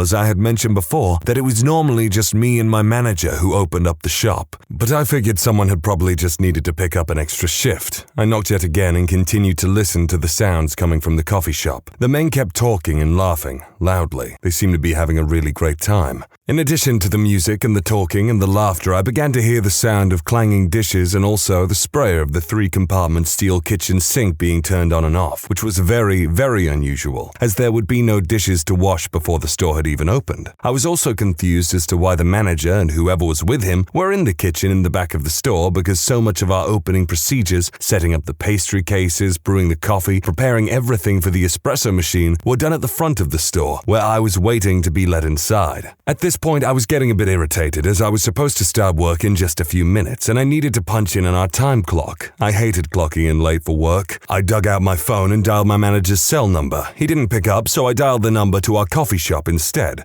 and the two phones inside the shop, one in the back office and one up the front by the register, started ringing. Once, twice, 3 rings and no answer. Now 4 rings and 5. I hung up and I immediately dialed again, annoyed that they were making such a racket in there with the music and all the talking and the laughter that they probably couldn't even hear the phone at all. Just as before, nobody answered. I hung up and redialed the store for a 3rd time. The phone rang and went unanswered, and so I banged on the door yet again to no avail. I looked at my watch, and I was officially late for work. As I was standing in the front of the locked door with my phone against my ear, becoming more and more irritated, I noticed a pair of headlights reflecting in the glass rolling up behind me. I turned around and saw something I did not expect at all. It was my manager manager. "I'm sorry I'm late," he said as he climbed out of the driver's seat and shut his car door and hustled up to the shop's entrance. "I tried to get here as fast as I could," he said as he moved towards me and fumbled with his keys trying to find the one to the shop door. "You're mad," he said. "I can tell. I'm really sorry."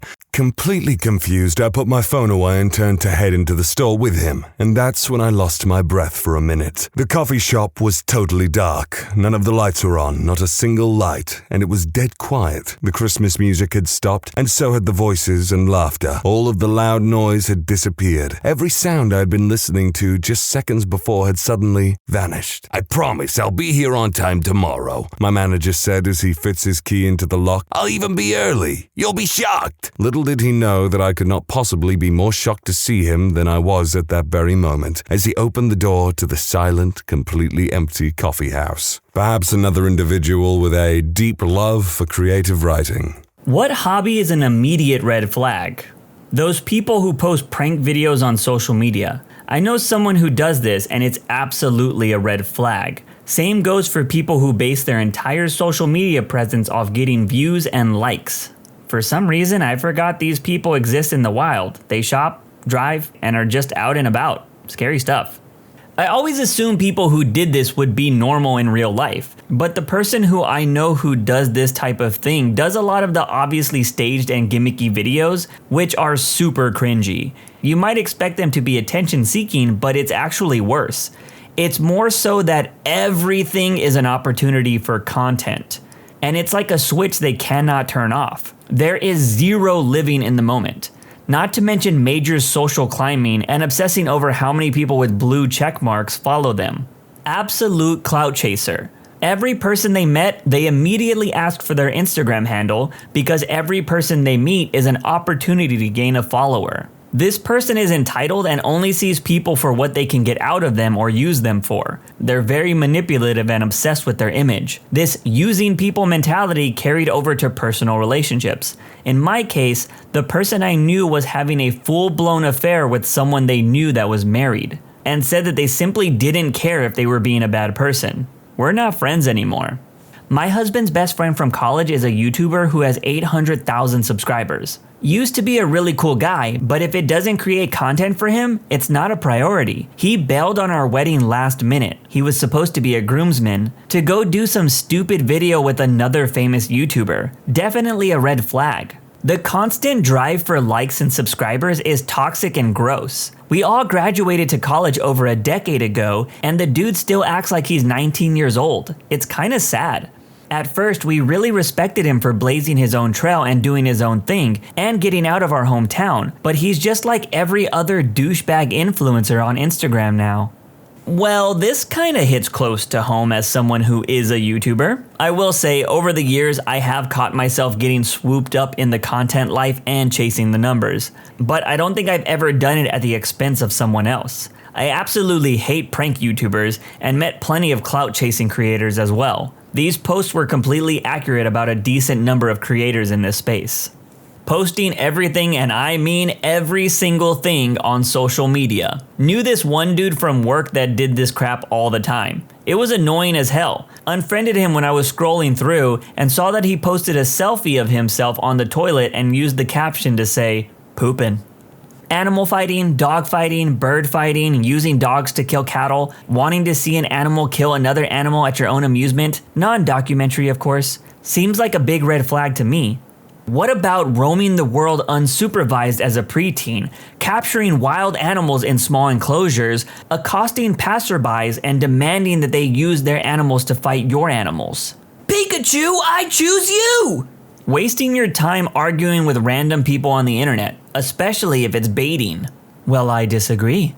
Stalking women and collecting their photos on a mural. That's oddly specific. Oh boy, this one guy, friend of a friend, wannabe photographer. Our friend in common approached me asking if I wanted to do a photo shoot with her. I agreed because I thought it would be fun, and I met him before in social settings. They weren't unclothed or anything, it was all very artsy and not sexy. One thing I found odd was that he asked to do a few headshots afterwards. They had nothing to do with the photos that we had been taking, but I didn't say anything.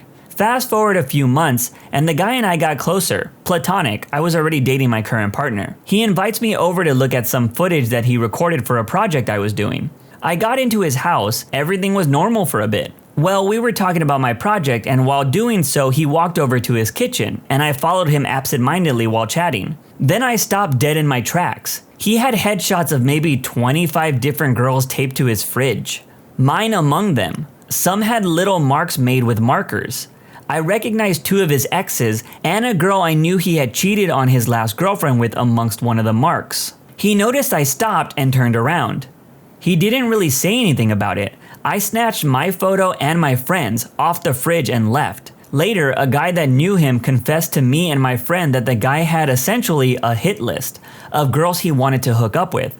He lived in a small town, so most of the girls he wanted got pictures taken by him. It's been a few years now, and from time to time I remember the dread I felt looking at those pictures, with him just standing a few feet away. I felt like I was in a horror movie. This sounds kind of like a setup for one of those stories where he ends up killing everyone that he hooked up with, and they end up finding that he has this box filled with little resealable bags where he puts locks of their hair, or like toenails or something. I don't have any friends that are creepy as that guy in this post, but this story did unlock a memory of mine from a time when a former friend of mine used my phone to search up a girl we met at our job. He ended up saving a bikini pic of this girl and sent it to himself. I would find this out later when my girlfriend at the time was using my phone, and while we were driving, she questioned why I had a bikini pic of a hot girl saved in my photos. As you might assume, this started a huge fight, and there was no way my girlfriend was going to believe my friend was the reason I had this photo. You still suck to this day, Dave. Saw this post yesterday about a guy that uses real mouse hearts and testicles to place them in clear resin cast of Lego men. I don't know what that is, but it's a red flag. Adopting too many kids or animals, especially when you can't afford them. One word, gambling. Casino dealer here, it's almost never a hobby. One of my peers who had a successful career in the medical industry started playing poker religiously a couple years ago, completely out of the blue. As soon as he wakes up, he starts gambling on multiple applications on his phone. He plays every evening, whether it's with friends or just random people. He started with no to low stakes and has worked his way up to higher and higher stake games. He used to be interested in live music, art, gaming, and he would hang out with friends when gambling wasn't involved. He had to move back in with his parents and stop buying herb, a 24/7 habit he had since he was 10 or 12. Not sure if that was related to his addiction of poker, but he won't say why he had to give up so much recently. But still, all he talks about now is when he's going to the casino next. From living in Vegas, I see a pattern of people having bad poker nights and then going to less skill-oriented games to make the money back. A $200 loss can become a $5,000 loss in a few minutes. I used to work at a slot machine casino. It's exactly how you said in that last sentence. Same guest would come every day and complain about the same damn thing. How much money they lost in the last couple of days. Granted, it is smaller amounts than $5,000, but the fact that they complained and still came back the next day was pretty alarming to me. Unfortunately, we weren't allowed to interfere or suggest a break from the casino, unless they came to us or that we saw a crazy change in their behavior. Even worse, we weren't allowed to even talk to them much because our boss said that we were interfering with their stay. It's sad that something that's literally made to be fun is sometimes someone's only income, or debt. You see people fade away spiritually and physically, and you can't do anything about it because the company wants money. Family vlogging. They completely violate children's privacy. Using kids to shore up your own online presence is not okay. There are parents that are pimping their kids on OnlyFans, Patreon, etc. I watched 2 videos the other day exposing people that can buy exclusive picture sets of several 8 to 14-year-old girls who are prominent on TikTok via parent-run accounts. They showed the metrics and their viewers and buyers were like 75% male, between the ages of 23 to 47. Freaking insane. The pictures were blurred in the expose, of course, but the pictures were said to be sexy bikini pics of little tween and teen girls. Disgusting crap. As a person with a kid who didn't even really want kids even, it absolutely blows my mind how easily some people exploit their own children. Like, that is your baby. How screwed in the head do you have to be to put money over their privacy, safety, and dignity of your child? I don't even post regularly innocent family photos of my kid on social media. Outside of like sending direct snaps to my dad or uncle, I'm far too paranoid about the kind of people that might see them. Even though I'd like to think I'm not friends with anyone that would look at my daughter in a predatory way. Damn, that just makes me so freaking angry. When you have a kid, your entire purpose for the remainder of your life is raising them to be the best version of themselves they can be, and protecting them from evils of the world best you can, not sacrificing them to those evils to make a quick buck. Holy crap. Much like prank YouTubers, I've never really been a fan of family vloggers. I've seen a couple, even met Shay Carl once at a convention and he made a video for my sister. Some can be nice people, but I can't ever shake the feeling that there are so many people that want to see other people's kids. Like, scripted television is one thing, but reality TV and online videos that involve kids' daily lives is just weird to me. Collecting blood slides. My friend had one next to his table next to his AC unit. When I asked him about it, he gave me this weird smile and claimed it was for work. I've never had beers with him since. Surprise, mother. If a person is preoccupied with their social media and they don't actually live and communicate in the moment, it's fine if you can communicate about it and make arrangements, but I'm not dating a person in a three-way relationship with Mark Zuckerberg. I would totally be fine with a person that has a heavy social media presence for work, but I would want to be able to set boundaries that work for both of us on it.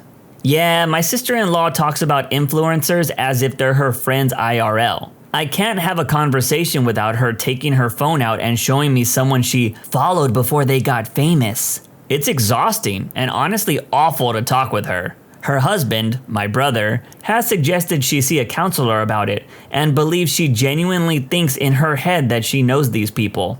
That, my friends, is what we call textbook parasocial relationships. On a date, casually thinking, well, I guess there's more than one way to skin a cat, right? 4. What? There's 4 ways to skin a cat. Influencing. Back in 1990, we had them.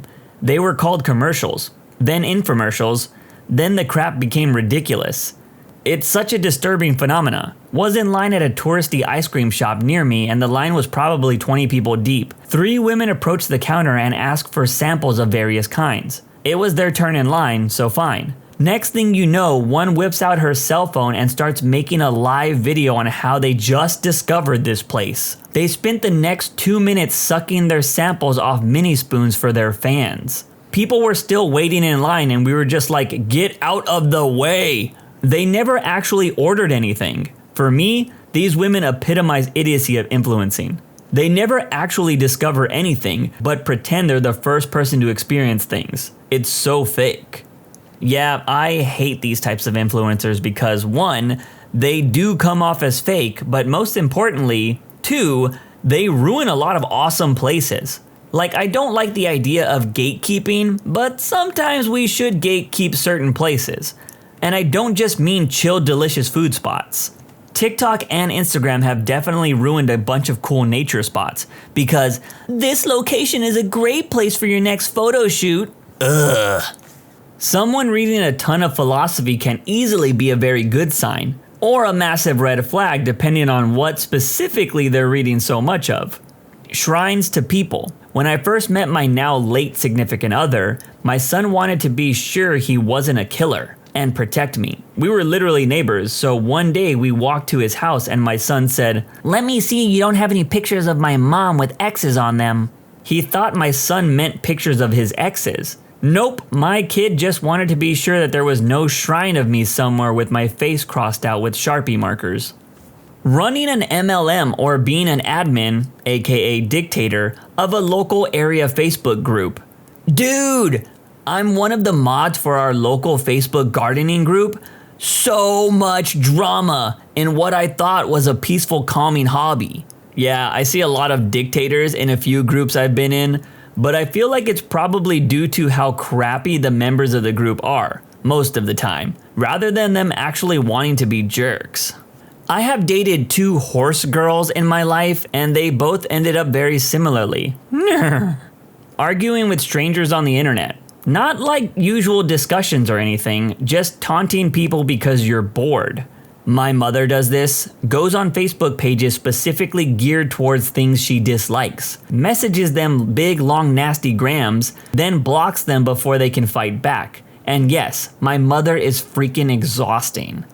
This post is funny because I actually made it a goal this year to stop engaging with ridiculous people on the internet. I still have conversations with people, but the moment name calling or belittling begins to happen, I'm out. My mute and block buttons are also used now because I don't care if it's a sign that the other person won the argument if I use it. If you feel validation from winning an argument online, that says more about you than it does me. So I have no problem letting people think that. Kid beauty pageants. I dated a girl in LA who had taken part in beauty pageants going back to when she was a kid. She had a good amount of success with it, and she was most certainly a looker. But man, she was completely crippled with anxiety. Those pageants freaking mess girls up that start young. There's that famous gif of that girl giving a mischievous double chin smile. She ended herself at the age of 16 pretty recently. Those insane pageant moms are living vicariously through their daughters, the way belligerent sports dads live vicariously through their sons at baseball games. Not that it's an excuse for their behavior, but I think the pageant moms and sports dads have massive insecurities about living up to the conventional standards of femininity and masculinity, or are in denial about their own internal insecurities. So they become obsessed with forcing their kids to live up to an ideal they couldn't obtain themselves. And a lot of those kids also aren't going to be able to either, or even want to live up to these incredibly specific standards of masculinity and femininity. I'm pretty sure beauty pageants for little girls and teens just simply shouldn't be a thing. I remember reading an article about a girl that won a beauty pageant, and then it was revealed that she made a spicy video so she would be able to pay for the cost of that pageant. I think they stripped her of the title, and I don't know what happened to her after that. Watching gore or sending gore videos to their friends. I had a roommate like this. He started watching all kinds of gore and pain Olympic videos.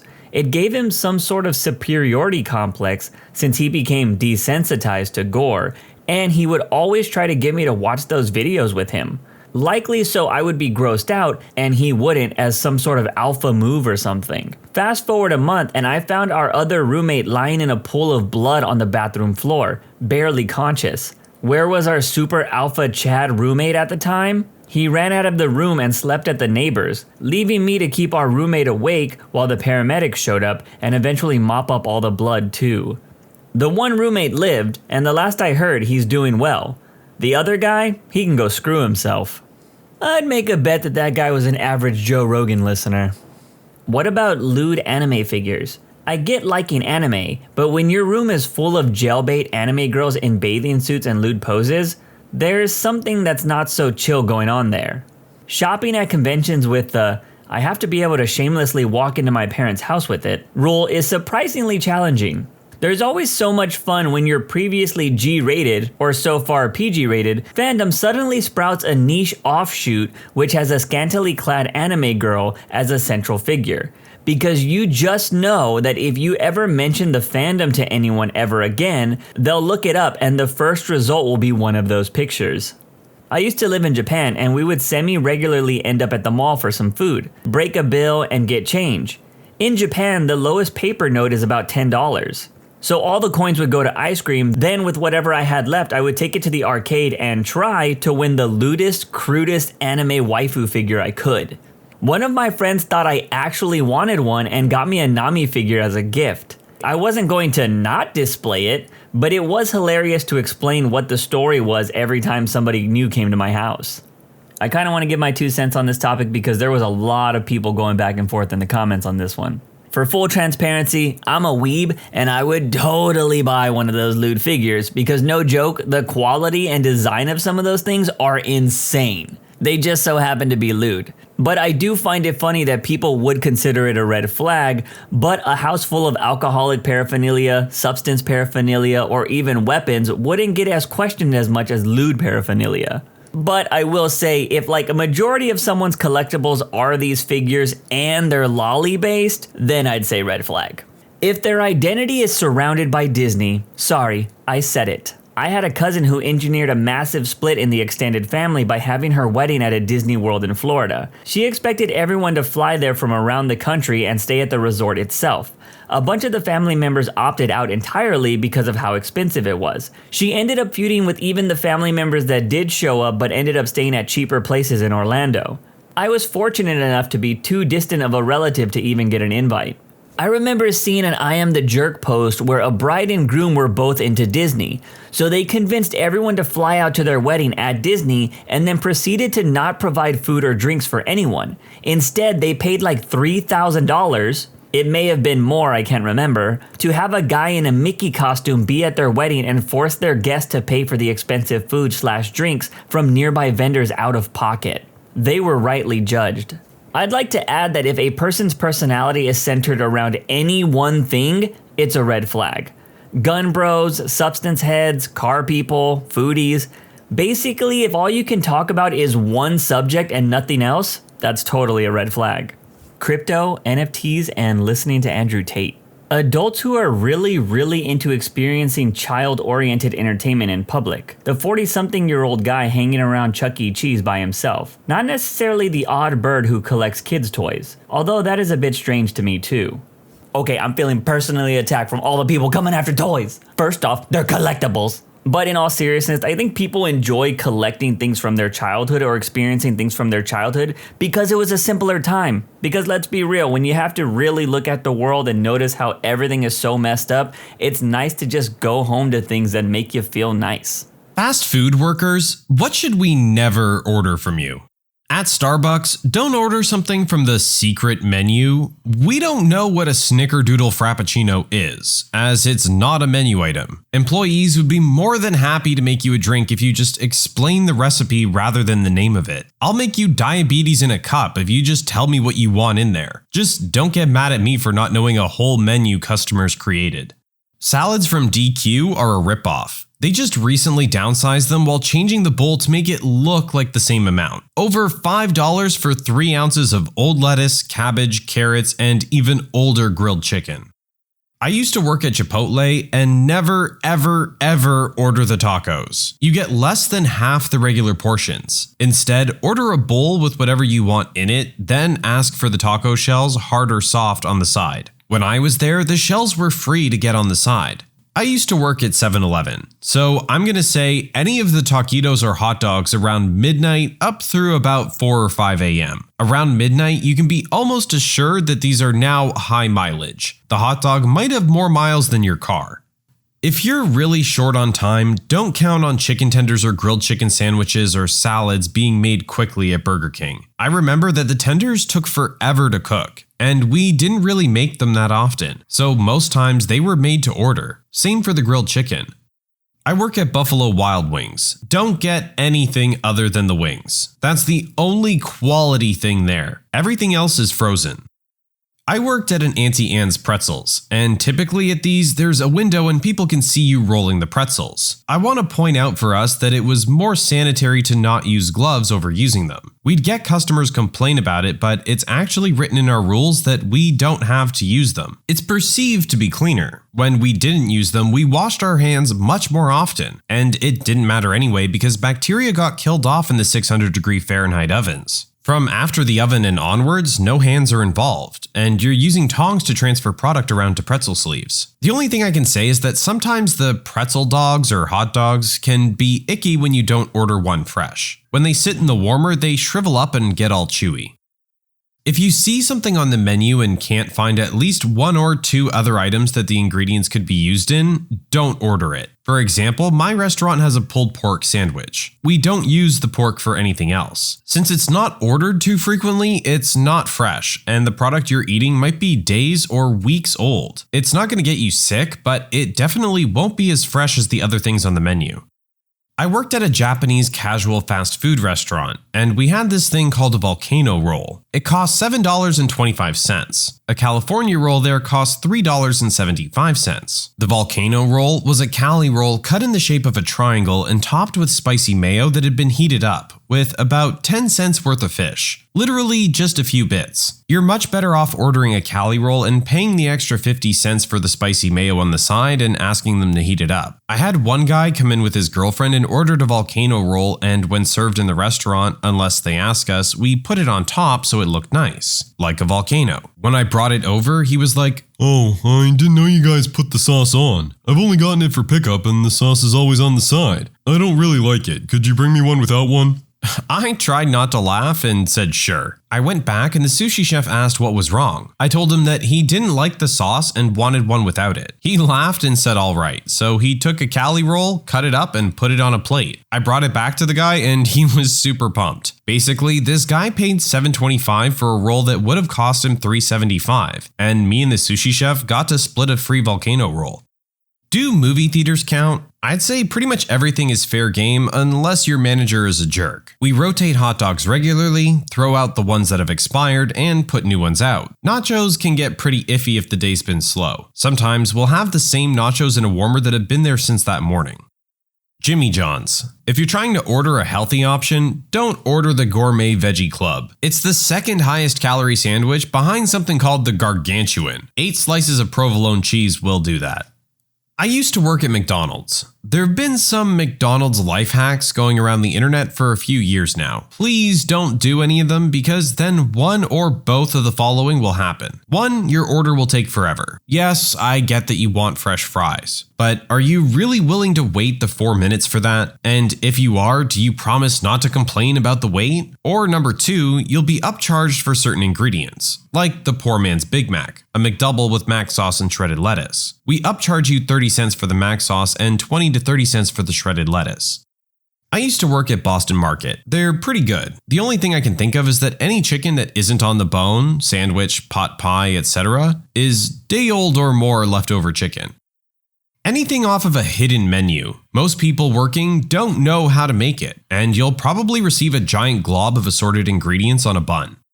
Chick-fil-A. Don't order grilled foods if you're gluten-free. While technically gluten-free, a lot of cross-contamination can occur. Be specific to be safe. Oh, and don't order a standard salad at night. It was probably made that morning. Request something else on it and it'll be fresh. My brother's girlfriend used to work at Wendy's, and a saying there about fries was, "They aren't old until they're sold."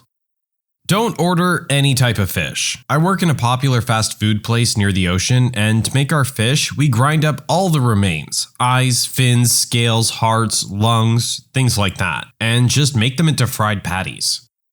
Ex-Sonic employee here. Don't order steak or grilled chicken ever. Don't get the new ultimate chicken sandwiches. They're insanely overpriced, and the normal crispy chicken sandwiches taste way better anyway. The time to get fresh food is when the place is busy, as they're less likely to give you something that's been in hold for an hour, or their hold will continually be fresh. If there's a sale going on for something like half-priced hot dogs or half-priced burgers, only order a reasonable amount if you want quality. If someone orders 20 burgers in the middle of a rush on half-price burger day, we don't care. We'll throw that together so sloppily you'll barely be able to call it a burger. This doesn't apply to half-price corn dogs, however, as we're able to just make a bunch at a time anyway. Don't get the chili. It comes in a bag, gets warmed up in a metal tub, and then sits for 10 hours until we run out and replace it. It's also just not very good to begin with. Try the seasoned popcorn chicken. The barbecue and garlic parmesan flavors are actually really good. If you're allergic to any kinds of foods, be wary. Onions are in the same dressing station as the rest of the condiments, and cross-contamination is not our problem. The same goes for peanuts with the shakes. If you're getting a milkshake, be aware that there are 3 different kinds, and therefore 3 different prices. There's the normal shakes, the master shakes, and the new creamier shakes. The creamier shakes are actually good, just don't get the lavender one. And if you're getting a slushie, the same thing applies, only it's normal slush, candy slush, and real fruit slush. If you're at a stall and the card reader isn't working, just wait for the car hop to come out and give them your card. Don't call in again to ask why the card reader isn't working. And don't hit on the car hops. It's a crappy job and they have to put a smile on whenever they have to deal with you. They're not smiling because they like you, and if they do want to flirt with you for whatever reason, they'll make it very clear. Sonics are dirty as well, at least in the region where I worked. We were continually understaffed and expected to run the entire place with a small crew and clean. We do the best we can, but we don't get paid enough to stay after our shift and work off the clock cleaning up. It sucks, but that's the way it goes.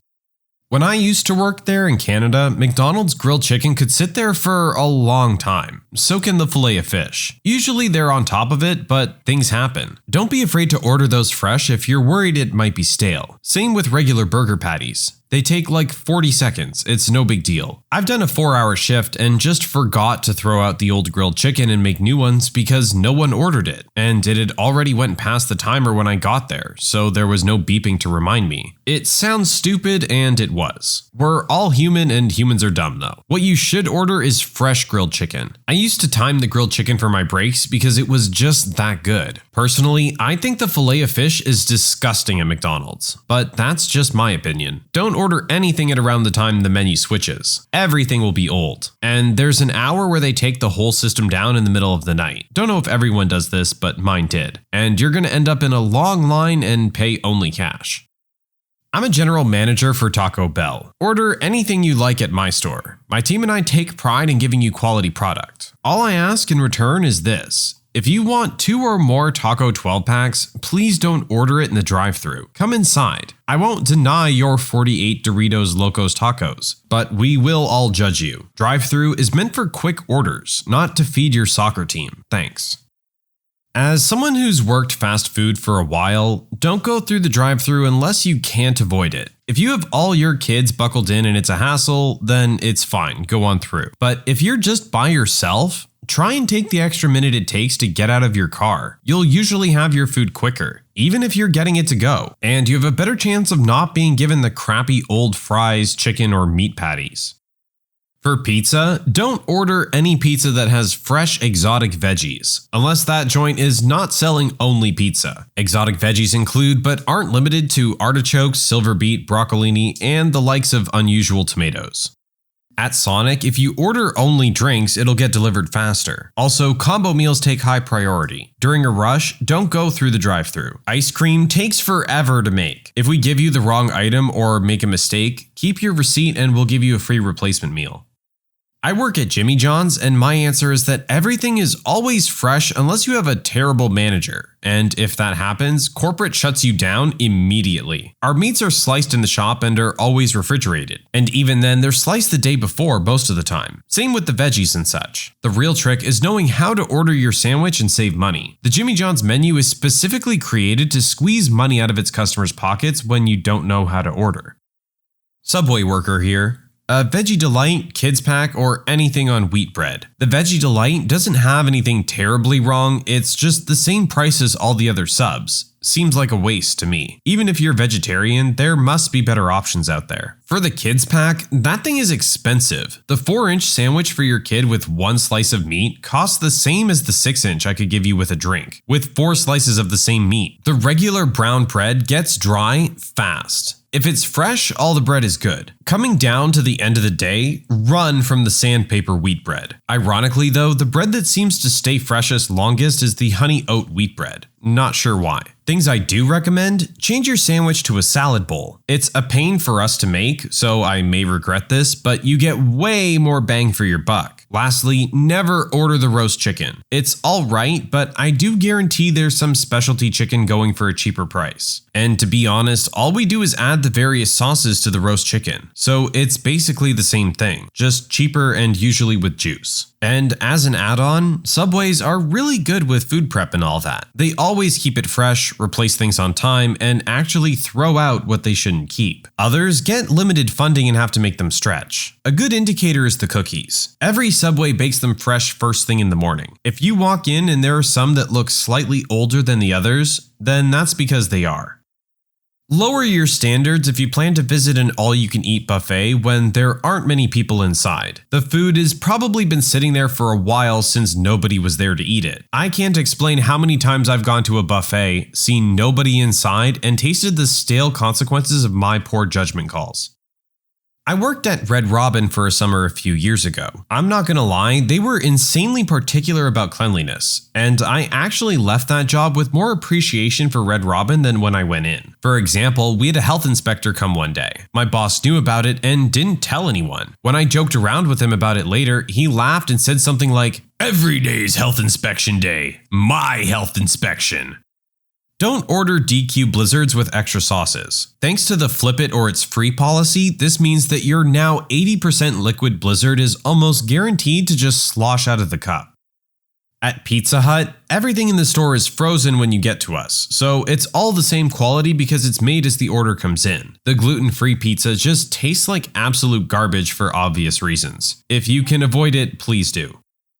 Everything is fresh at Jimmy John's, minus their bread and cookies, sorta. The bread comes frozen and there's quite a process to bake it, but it's all made that day. Anything left over is sold for 50 cents a piece the next day. The cookies are frozen and just thawed, but everything else is fresh. My friend used to work at Wetherspoons, a UK pub chain, and you never want to eat their poached eggs. They come in a plastic cup and they're just popped out and microwaved. Pretty much anything in Wetherspoons is just microwaved crap other than the fish, which she was there some nights breading until 3 a.m. I work at a Domino's and I have some advice. Very rarely do we take notice of no garlic, light or extra buffalo sauce, or well or lightly done. So if you order with any of those things, keep in mind that drivers usually prepare the food and box it out of the oven. Unless specifically told, it's difficult to spot the instructions given by a customer. Personally, I would never eat the brownies, as they're all pre-made and despite being sinfully delicious, are not worth it. The wings are delicious, but usually fall under the same buffalo sauce dilemma. I recommend ordering mild wings instead of hot, as the only difference is the volume of sauce. Premium chicken is a scam. The garlic cups are not the same as what goes on the crust, which is delicious. I would drink a whole bottle if I were ready to die. And gluten-free pizzas are cut with the same pizza cutter unless specified otherwise. Never order more than 2 toppings on a thin crust. The cutter will spread the cheese and whoever prepares it will likely not bother to fix it. Never buy specialty pizzas. Make them yourself in the creator. And lastly, if you saw how the Parmesan bread bites were prepared, I don't think you'd want to eat them anymore. That being said, I make about 15 of them a day and I still eat them. For my Canadian brethren out there, ex-Tim Hortons baker here. I worked the midnight shift at a location that had a high employee turnover rate. Rightly so, as it was always understaffed and underpaid. Here's some tips. Coffee is supposed to be made fresh every 15 minutes. There should be a white marking on the pot indicating when it was last brewed. Look for the marking and make sure it's fresh. Coffee flavor deteriorates really quickly, and we don't mind making you a fresh pot, especially if we messed up and forgot to throw out an old batch. Decaf is hardly ordered in the mornings, so it's likely we'll have to brew a fresh pot or you're getting old product. If you want to order food, do it before midnight, as this is when we throw away the old donuts, buns, and bagels. They're usually sold to farmers who use them in their animal feed. Fresh donuts are usually available at 2 to 3 a.m., maybe earlier if the location is somewhere popular and not understaffed. Maybe later if the people in front are lazy liars who don't want to make food. The general consensus for drive-thru orders is don't order anything more than 4 coffees at most or 2 meals. The people on drive-thru are strictly timed and they get in trouble if they take too long. If you're ordering as a large group, please go inside. Don't make huge orders after 9 p.m. This is the time when the store is most understaffed, and all that's left is usually 1 or 2 people in front and 1 baker. If you see the baker up front or in drive-thru clad all in white, odds are the people in the front are really behind and called them off his or her routine. Forgive us if we get your order wrong and you need to repeat it once or twice. If we take a long time making your order, more than 5 minutes, we usually offer you a free cookie, but don't count on it. Ex-Olive Garden employee here. Everything is horrible for you. Ask a manager to see a nutrition menu and your jaw will drop. The butter that goes on breadsticks comes in the same jugs that motor oil comes in. Liquid form. Basically liquid cholesterol. I know you think you're healthy eating the salad and soup and bread with extra cheese, but you're not. The amount of salt in every soup is unreal. And the salad dressing even has cheese in it. Stay away from anything cream-based, Alfredo sauce, carbonara sauce, etc. Unless you enjoy gut-wrenching poops. Corporate will comp literally anything. I can't tell you how many times I've seen people walk out with twice as much stuff as anticipated, all for nothing. Not a worker, but I ordered a chicken sauce in KFC that wasn't anywhere on the menu, just on the internet. I got a cup with a little of some brown thing that looked, smelled, and tasted like the leftover from deep frying. Do you like flavored lattes? Don't order the Valencia syrup. I used it twice in a year. The bottle was dusty as heck. I don't know the shelf life of latte syrup, but it was old and dusty when I got there. I used to work at Raising Cane's. They only sell a couple things, chicken and fries, so that's always fresh. They were also super clean. I would not order anything with egg whites at IHOP though. A few years back, I went to IHOP with my then girlfriend. She saw on the menu that substituting egg whites for eggs in the omelets and stuff was an option, healthier and lower calories. Now, you have to realize when most people go to IHOP, they're not looking to be healthy. They're looking to set world record calorie and cholesterol levels. So egg whites are probably not ordered often. But my girlfriend was watching what she ate, and she's also the type to always heavily modify the menu. She almost never ordered straight off the menu. So she requests an omelet made with egg whites. The waitress seemed totally confused. In all honesty, I don't think she'd ever heard someone order that before, and she may not have even realized it was an option. She said she would check with the kitchen. She came back a couple minutes later and said the kitchen crew were looking for some egg whites. Then, about 10 minutes after that, she came back and said, "They found some egg whites, but they're gonna take a while to thaw out. Do you still want them?" Most people here would say no. Not my then girlfriend. She was like, "Great, thanks." Well, suffice to say, my girlfriend ended up with the worst food poisoning I've ever seen. She was vomiting every 45 minutes for almost 2 days straight. She had to be put on an IV and prescribed this special skin gel that stopped vomiting. It was insane. In all seriousness, for a brief moment, I honestly think she considered that she might die. So the moral of the story is to not order anything at a restaurant that looks like someone never orders it. Jamba Juice here. When I worked there, 2 small 16-size cups equal 1 large power size. People would often come in and ask for their kids to get 2 small smoothies. If it's the same flavor, ask for a power size in 2 cups. Saves you more than $1. Whataburger in Texas and Southwest US area. Order everything. Haven't worked there in a decade, but unless quality has gone to the dumps, it's all worth ordering. Fast food for sure, but the kitchen should be spotless every night when it closes. You'll get diabetes, but not food sickness. Don't order the salads from Burger King. 99% of the time, the lettuce isn't washed. We also just started serving hot dogs not too long ago. They were put in the broiler just long enough to have grill marks, then we toss them in the microwave. So avoid that. Back in the day, I worked for a concessionaire at a major sports arena. NBA, concerts, things like that. The standard rule was never order a hot dog from the concession stand until after the first quarter of the game or after the main act is playing. Why? Well, at the same time, we specialized in a nasty trick called reruns. Reruns were the unsold hot dogs from the night before. When closing up the stand, we were ordered to unwrap the unsold hot dogs, peel the meat from the bun, then take the dogs back to the sink and wash the stuck bread parts off. Now, crunchy buns went in a bag, the now rinsed hot dogs went in another bag. The next day, or week if the team was going on a road trip, the same hot dogs would be brought back out, reheated, and restuffed into those same buns. Those were the ones that were served first. I don't know if this is still happening, but at the time I worked there, reruns were a way of life. Those who worked in the stands hated the practice, but management insisted. We also reran popcorn, pretzels, and ice. Men of Reddit, what are some green flags on a first date? She listens sincerely and talks sincerely. When you find a common talking point and she genuinely adds to not only the conversation, but your view on said topic. Good conversation gets me going. My wife, who I've been with for 8 years, and I had an incredibly awkward first date for the first hour. There was physical attraction, but we were both awkward and shy. Conversation was so stale and forced that I texted a friend that it wasn't going well and I could meet in an hour. Until, for whatever reason, she asked me if I had a zombie apocalypse plan. And I did. So we nerded out together over that and other topics flowed in more naturally. We talked for 4 hours and walked from South Keys to Rideau Center in Ottawa, walking the entire 4 hours. One good shared topic can start something amazing. I have to 100% agree. A good conversation can make you a 10 in my book real quick. Looking back, the thing that should have been the biggest green flag about the woman I married was that she made just as much effort to see me as I did her. She texted me first, suggested hangout times, and came up with date ideas just as often as I did. I don't think I realized it back then, but I realize it now. When we were first dating, my wife was in law school and an hour-and-a-half drive from her house.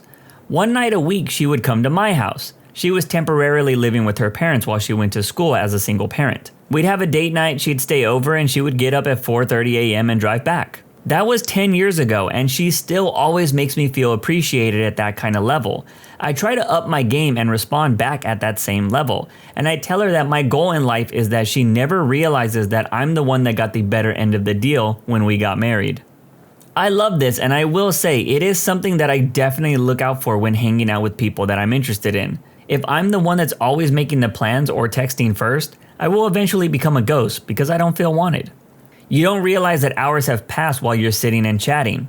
You sit in your car at the end of a night and talk for another hour, and realize even after one date you genuinely miss their company. Oh hell yes, this is one green flag. In fact, that's one of the things I love about my now wife. Every long drive, about 6 to 10 hours, we would have something to chat about, and as a result we would get so into our conversation that we missed our exits at least twice. At one point, we were heading to SoCal for a family event, and despite knowing the way by heart, we still managed to miss our junction exit because of our conversation. It was about K-pop and K-drama in case you were curious.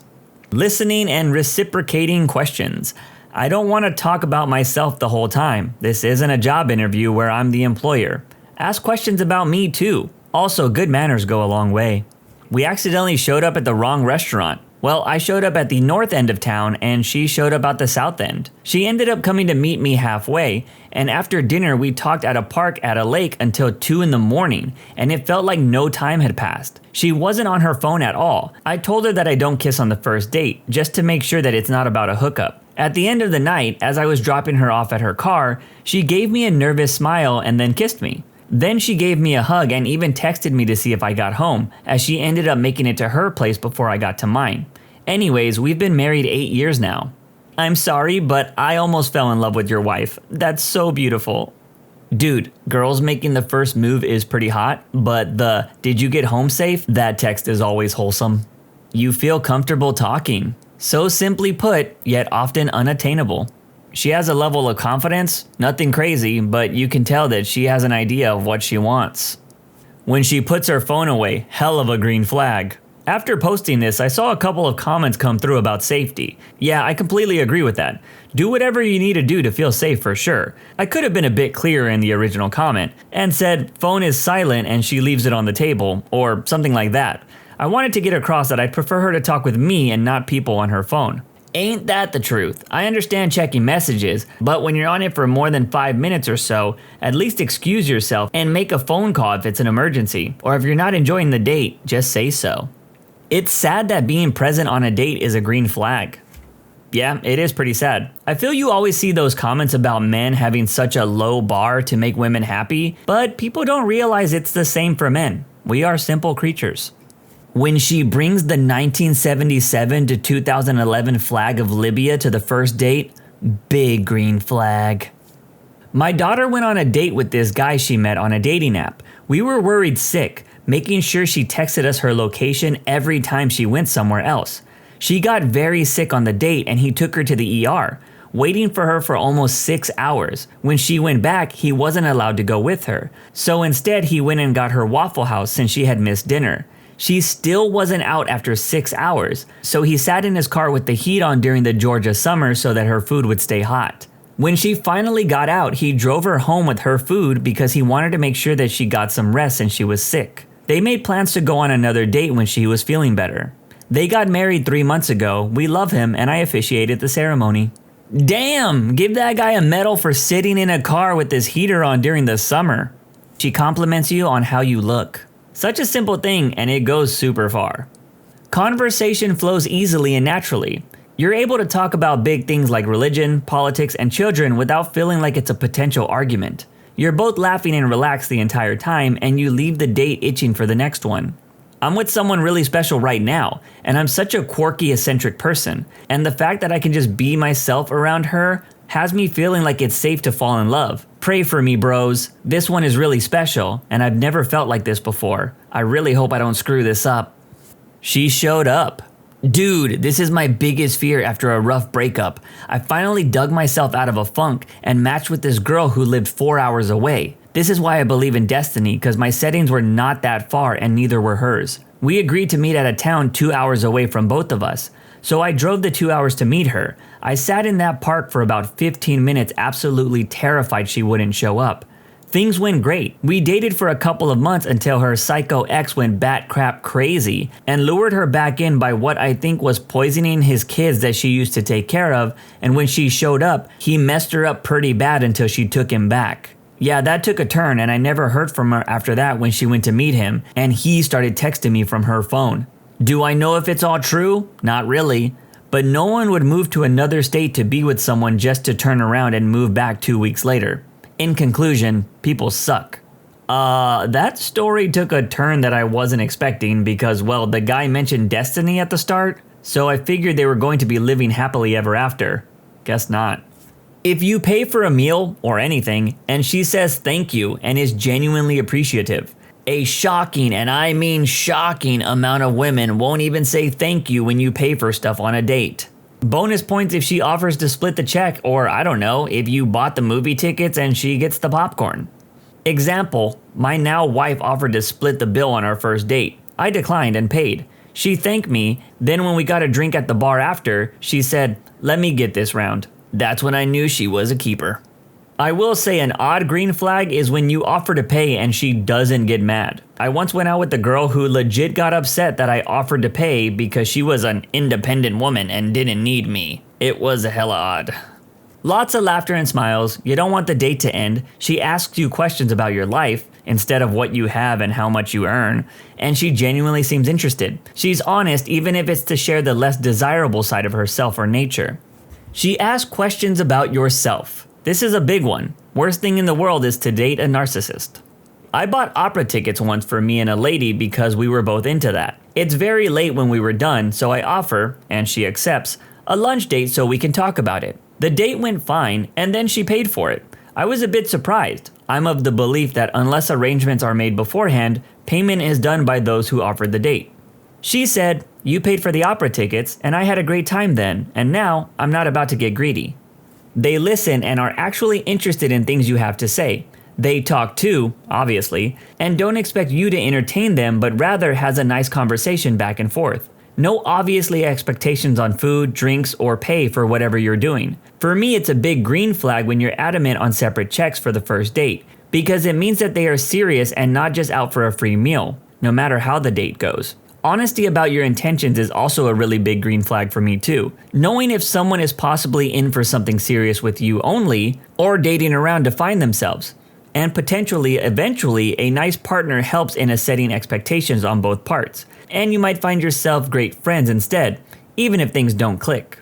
For more quick green flags for what I find myself falling for in a date, like I did with my wife, I'd say instant attraction. It's important for both parts in an intimate relationship. Can't have a long-term romantic relationship without attraction, unless you're asexual, of course. Another is having fun together. My wife is also my best friend. I still love hanging out with her after 8 years together. Intellectually compatibility. Equally smart, or in our case, equally stupid. We understand each other well, both in language and references. We argue and discuss things from similar points of understanding even when we disagree. To us, it's a cornerstone of our relationship because even when we get into fights, we can take a step back and reason to the point of understanding. We might still not agree, but at least we understand why. Similar core beliefs. Things like religion, how we look at people, how we consider kids, war, death, religion, and the meaning of life, money, career, family, etc. The big questions that shape how we go through life. They kinda need to be aligned for a long and healthy relationship. And if you find out early that they don't, you can save yourself a lot of heartache. Many people might disagree on this one, but I believe if you want a lasting relationship without one or both of you constantly having to censor/alter their views to avoid arguing, you need to have a similar core to begin with. I was sick with something, a lot of pollen where I'm from. We'd barely been talking a week on a dating website and I had mentioned my sore throat and runny nose. She asked me for my address. Being a dude, I thought nothing of it and I figured it was for a date coming up. I didn't have a car, so I figured she was trying to figure out how to pick me up since she didn't have one either. 2 hours later, I get a knock on the front door. A bag of assorted cough drops, tissues, cough medicine, just everything you could think of. Hot chocolate included. We had our first date the next day and boy was I sappy. I had the opposite of this happen before. Had just started dating this girl and one day she randomly came to my house in the morning. Was let in by my grandmother and I was like, "What the freak are you doing here?" It was so random, and she definitely became a toxic ex. So maybe randomly showing up can be a red flag instead of a green one. If the person can win against me in Mario Kart. You see, girls always say they could beat me in Mario Kart as a flirt, but then they don't realize I'm deadly with the green shell and I will crush them. It can't be helped. My first date with the person I ended up marrying went like this. We met online, got to know each other a little, then agreed to meet after a while at a bar that they were familiar with. We sat, talked, had a few drinks, had some bar food, and got along like we knew each other for years. After the bar closed, we sat in their car. It was winter time. For another couple of hours and just BS'd with each other. I knew then I might have found someone special.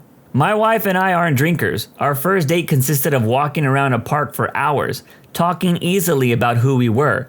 We left and I definitely wanted something romantic with her. She wanted to go for another hike with me. It took until the third date when she thought of me in the same romantic terms. The emphasis is conversation. Hookups at the very most can only take up about 30 minutes. Find someone you can talk to in life. It'll get better. My wife was 30 to 40 minutes late on our first date. It was the first time that we had ever met. She was very apologetic, and once she settled down from feeling bad about being late, she asked me questions no other gal ever had. Nothing crazy, but just questions genuinely interested in me. She has been the sweetest angel every day since too, and she also gave me 2 amazing daughters. Hard to explain, but her green flags were, and are, everywhere. Aside from punctuality. Text me when you get home.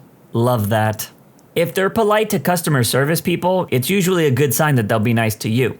Looks like pictures, helps carry the conversation, actually shares information about yourself, don't stick with the generic answers for whatever reason, doesn't interact with their phone, although I get it if I just came back from the bathroom, and be on time. Not on their phone, not talking about X, seems engaged in the conversation. Well, I've been on quite a few first and second dates in the last 3 years. Some were a ton of fun. Some really sucked. The ones that ended up going anywhere had most of these in common. On time, conversation flows easily, she asks questions and contributes. If we're having fun, going on a second location is a good sign. At the end of the date, if she leans in for a kiss or even asks you back to her place. She's got to be polite to the staff, and if you pay for the date, being thanked is nice. Also being straightforward about her date goals from the start. If she genuinely cares about how you're doing in life, if she makes effort to understand you as a person, and if she chooses to split the bill at the end of the date. Being a girl going through these comments. Really? These just feel like common decency. Dating must suck for guys. Speaking as a guy, one positive is we do fear SA a lot less than women have to. But on the downside, we are socially expected to carry the conversation, pick up the check, bear the burden of making the first move, and take a backseat to whatever is on the girl's phone at any given second. I'm an old widower, but for me, green flags were open honesty, vaguely similar thoughts on politics and religion, absolutely no facade stuff, and taking turns asking questions about each other and paying attention to each other's answers. We talked for a while and really hit it off and eventually planned to meet up at her place to hook up. When I got there, we ended up sitting on her couch and just talked and talked and talked. This was our first time meeting in person, and our planned hookup had nearly turned into 4 hours of wonderful conversation. Been together 5 years, married her back in September. Easily the best non-hookup I've ever had. Met a woman for the first date at a local mom and pop restaurant serving Polish food. We both got the variety plate. I can't eat beef and she can't eat pork. We had discussed this before meeting, so I gave her my beef and she gave me her pork. Now that's already pretty freaking cute, right? At one point, we were both talking and laughing, and I started having an asthma attack. It takes me a minute to find my inhaler, take a puff, and I start to come back from it. And just as my breath is coming back to normal, she says, "So I took your breath away, huh?" I laughed so hard I needed to hit the inhaler again. Gotta love a person with a quick wit. Wasn't a first date, but a hookup at a party. I was chatting to her and her friends when she asked me if she could kiss me. It was so odd, but she did it in a super cute way. I agreed, but I told her that I think it should be in private. She asked me what room was mine, as the party was at a hotel at the time. We ran up and met in the room. When in the room, I started joking about how random this was, and my quirky personality kinda slipped out.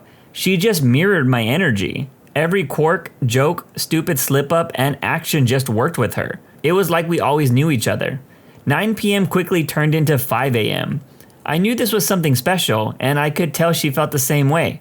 We moved in together within 3 months and have been side by side for the last 16 years. The green flags was it just worked. My girlfriend farted, no shame. Simply said excuse me and we both laughed. I swear we sounded like the damn horn section when we're together. She's the best. She was just really genuine and honest, and was just as nervous as I was when we met. She also had brought me a small gift that she knew I would love. She was honest about her intentions and expectations in dating. But what really topped it off was how quickly we were able to laugh and be silly together. An ultimate green flag is that the conversation just flows naturally on both sides. I remember the first date. Though we did not call it a date to avoid being labeled, it was rather a meetup, with my significant other that I met on Tinder. We met up at a public coffee place, and the talk was just endless covering of a lot of topics. When we realized it was already getting dark, we still wanted to continue talking, and it was already a 3-hour conversation. By the time we both got back to our homes, it was 11 p.m., and I could not believe what had just happened. I'm horrible at reading people. Many years ago, I learned this little trick. You invite someone to do something in the future, but you leave out obvious details. If they ask you for those details, they're probably actually interested. Example, a group of us are going bowling next Thursday after work. Would you like to come? If she says yes, but doesn't ask what time exactly or which bowling alley, she isn't coming.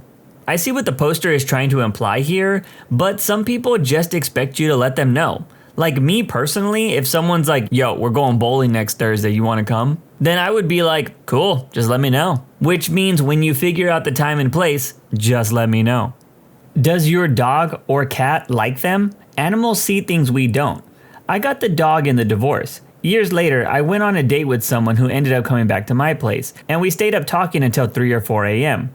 I was sleeping in a hammock at the time and didn't own a bed, and also wasn't looking for a hookup, so my date slept on the couch. When I came out to the living room in the morning, my dog was sleeping on this guy's legs. Doggo had never come to bed, just stayed in the living room with my date. We celebrated 5 years this past January. We lost the dog a few years in, but my cat sleeps near my partner almost every single night. Open body language. This shows if they're actually interested in you and genuinely like you. If their body is pointing towards you and their arms aren't crossed, but also pointing in your direction, it shows that she's comfortable with being around you and probably likes you. If they cross their arms and their body isn't pointing towards you, or if you are sitting beside them on a bench and she puts her legs up on whatever side you are sitting on, this means she doesn't feel comfortable with you yet and probably doesn't like you. Talking about big things like politics, religion, kids, marriage. When I got out of my last relationship, I screened dates. I'm old enough to know what I want, and I wasn't going to waste my time dating someone who didn't match up. Also asking about STD testings.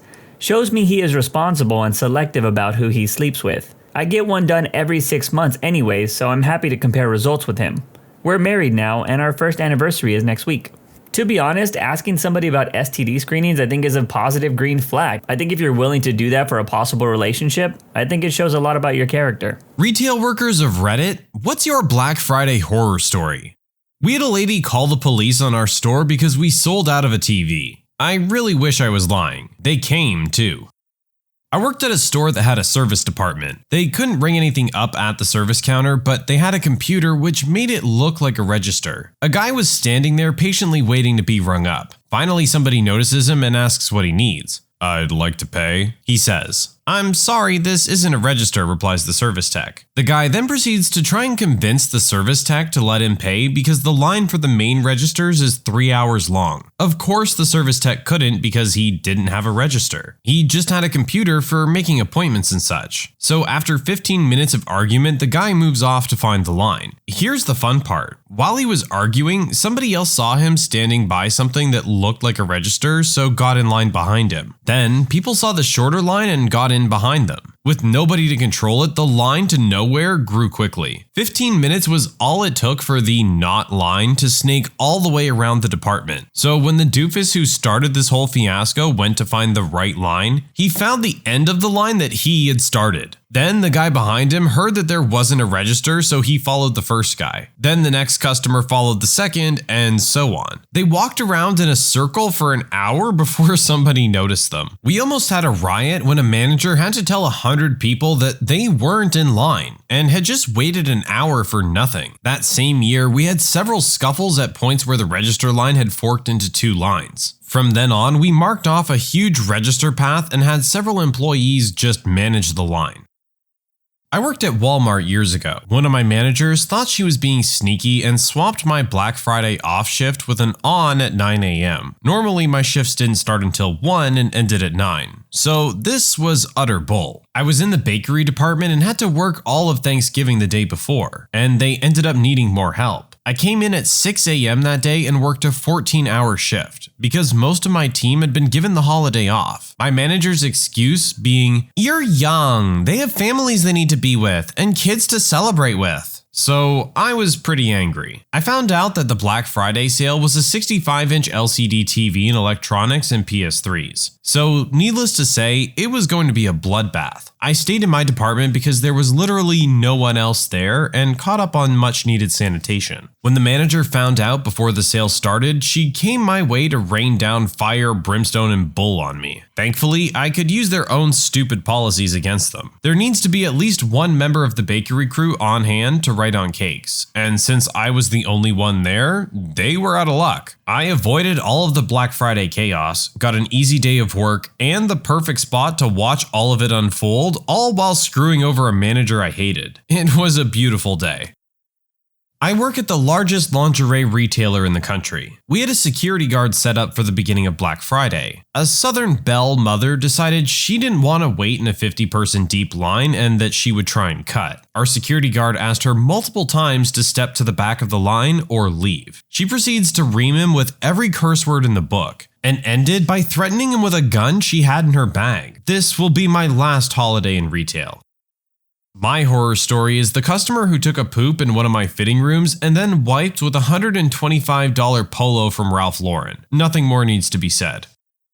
I worked for a golf superstore as a cashier. Black Friday customers come rushing in and the line starts. I proceed to scan the first item and nothing. The registers are completely down and the lines are growing fast. The only thing we could do is take every transaction manually, write down SKUs, calculate tax, and use the old credit card swipers for 3 hours. I never worked retail during Black Friday again. The store is absolutely packed and a larger trailer trash looking woman gets up to the register with 4 coffee machines, about 30 different pieces of clothing, clearly none of which would fit her, and a set of pots and pans and a blender. I'm at the register serving a line of, at this point, probably 20 people. She gets to my register and I ring everything up. Total comes out to about $200, because most of the stuff she's getting is cheap that we sell even cheaper on Black Friday. Of course, as soon as I tell her the total, I'm wrong. So is the register apparently. "You double scanned most of it. It should be half that price." No, I didn't, lady. Learn to count. I wish I could say that to her, but my manager is literally right behind me on the other register and would chew me out like no tomorrow. So in my nicest tone of voice, I reply, "I don't believe I did. You can even see it right here on the register. If you really want me to, I can start over to make sure nothing's scanned more than once though." Of course, she ignores the whole thing and just tries to pay. She's clearly not been to the store before, because our old register system requires us to take your card and swipe it ourselves. She spends a few seconds looking around for where she can scan her card, and I chime in, "We have to scan it up here, ma'am. System is too old for us to have something where you scan the card. I'm so sorry about that." She's already angry enough and trying to fight with me about scanning it herself. Finally, after spitting in my face for a few seconds while I'm forced to smile like the brain-dead monkey corporate thinks I am, she hands me the stupid card. I check the name because legally we have to, and we have to see ID as well. Well, I see the card and immediately expect chaos, because the first name on it is David. She hands me her ID, and lo and behold, her name ain't David. "I'm sorry, ma'am, I can't legally charge this card. Unless David is with you, in which case I'd need to see his ID." Are you kidding me? This is my son's card. He's letting me use it. He's at home with my husband. Oh, lovely. As if this wasn't bad enough already. I'm sorry, I can't swipe this card unless it's yours. Do you have a different card on you with your name on it? After grumbling for a bit, she finally hands over a different card. Go through the normal motions and the card is declined. Great. How can this get any worse? Your card was declined, ma'am. Cue me getting screamed at in front of an ever-growing impatient live audience. Let me talk to your manager. At this point, I can only pray that hell itself will swallow this demon up or at least end me so I don't have to deal with it. My manager turns around from her register and says, "Just a moment, ma'am. I'm just finishing up this transaction, then I'll be right with you." Of course, this little old lady ain't got the time for that. At this point, I'm pretty sure my line at the register should be paying me for the entertainment they'll get out of this lady unloading all of her crazy on me. My manager finally turns around and has me switch to her register for the time being while she handles the crazy. I manage to get a few people through the register while I hear screaming coming from both sides, as my manager isn't great with being yelled at. I get a few comments and looks from customers basically saying, "I'm so sorry, we're not all terrible, I promise." Finally, I hear the woman over there yell that she'll put all of her stuff back and go shop somewhere else. Thank God. Turns out that's not what she did. Instead, she ended up going to the exit on the other side of our department and trying to walk out with everything in the cart. My manager sees this and calls loss prevention, and so does the cashier on the register down there. Loss prevention sends some of their guys over to her and they try and stop her after calling the police. Now, I didn't get to leave the register because we were packed, but I was told she tried to fight a few of the people from loss prevention before the cops got there. Ended up with her getting arrested. The rest of my day sucked anyway, but that made it a bit better. When I worked at Best Buy, I watched two elderly ladies get into a fist fight over a Nintendo DS. That and cleaning the aftermath of Black Friday looked like a grocery store before a hurricane.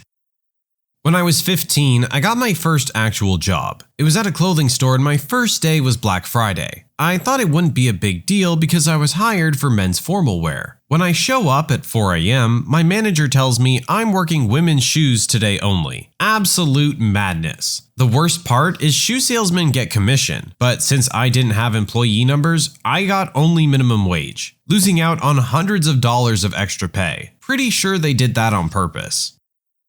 I worked at Walmart during Black Friday about 12 to 13 years ago. The hot items that year were $10 DVD players and trampolines. The DVD players were stacked on two tables near the registers and the trampolines were in sporting goods. I'm walking to the receiving area in the back and someone from Sporting Goods asks if I can grab a U-boat or L-cart to load up the last trampoline. I had to go all the way to grocery to get one, and as I'm coming back, someone asks about an item. So I walk 2 feet away from my cart and some woman grabs it and runs towards Sporting Goods. I get there and the woman and husband are loading up the trampoline and it wasn't even for them. The other lady that had it and purchased it, had the receipt and all, just needed to carry out, said, "Hey, that's mine." And the husband got in her face and said, "What are you gonna do about it?" They started to walk off and I was shocked at that point. And the husband looked at me and said, "What's your problem?" I just smiled and told the Sporting Goods guy to call management. The husband then said, "Run, honey!" And they booked it to the front. They made it out of the store with the trampoline, too. Then I get to the front near the $10 DVD players. One older woman grabs the last one left on one of the two tables. Another lady grabs the same one. They scuffle. One lady decks the other one into the other table full of $10 DVD players. They all fall over and she runs, never dealing with that again.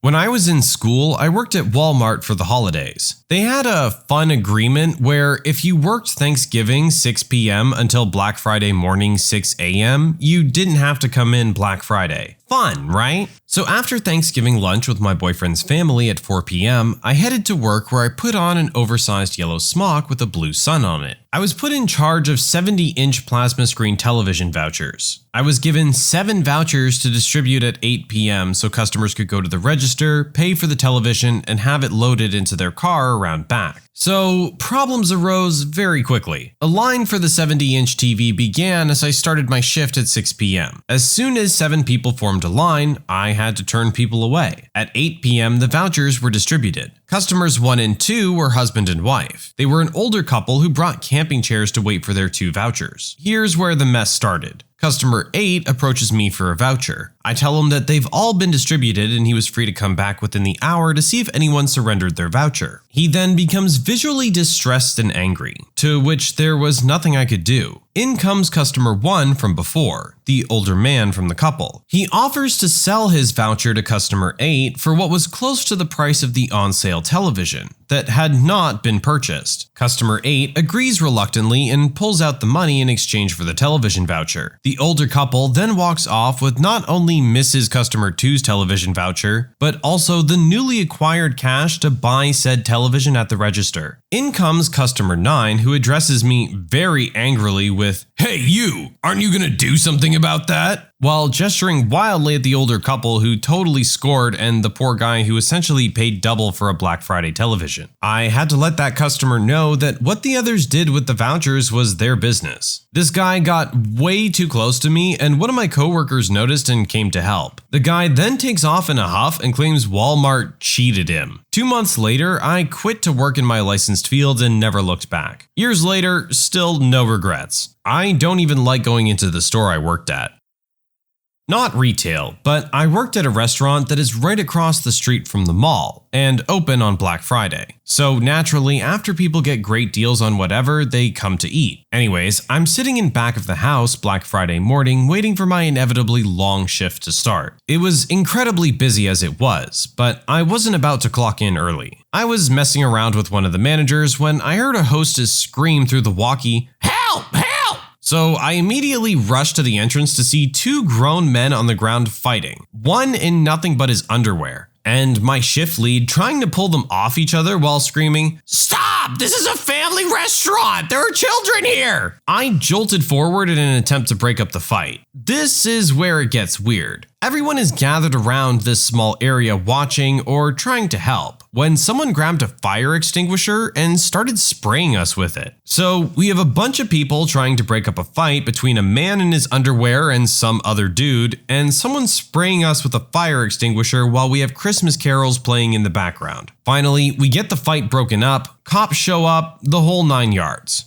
Guy number 1 got the last TV voucher from Best Buy and guy number 2 was very angry about that. So he followed him over to the restaurant to try and buy the TV from him. Guy 1 told guy 2 to screw off, so guy 2 took off his pants and started to fight guy 1.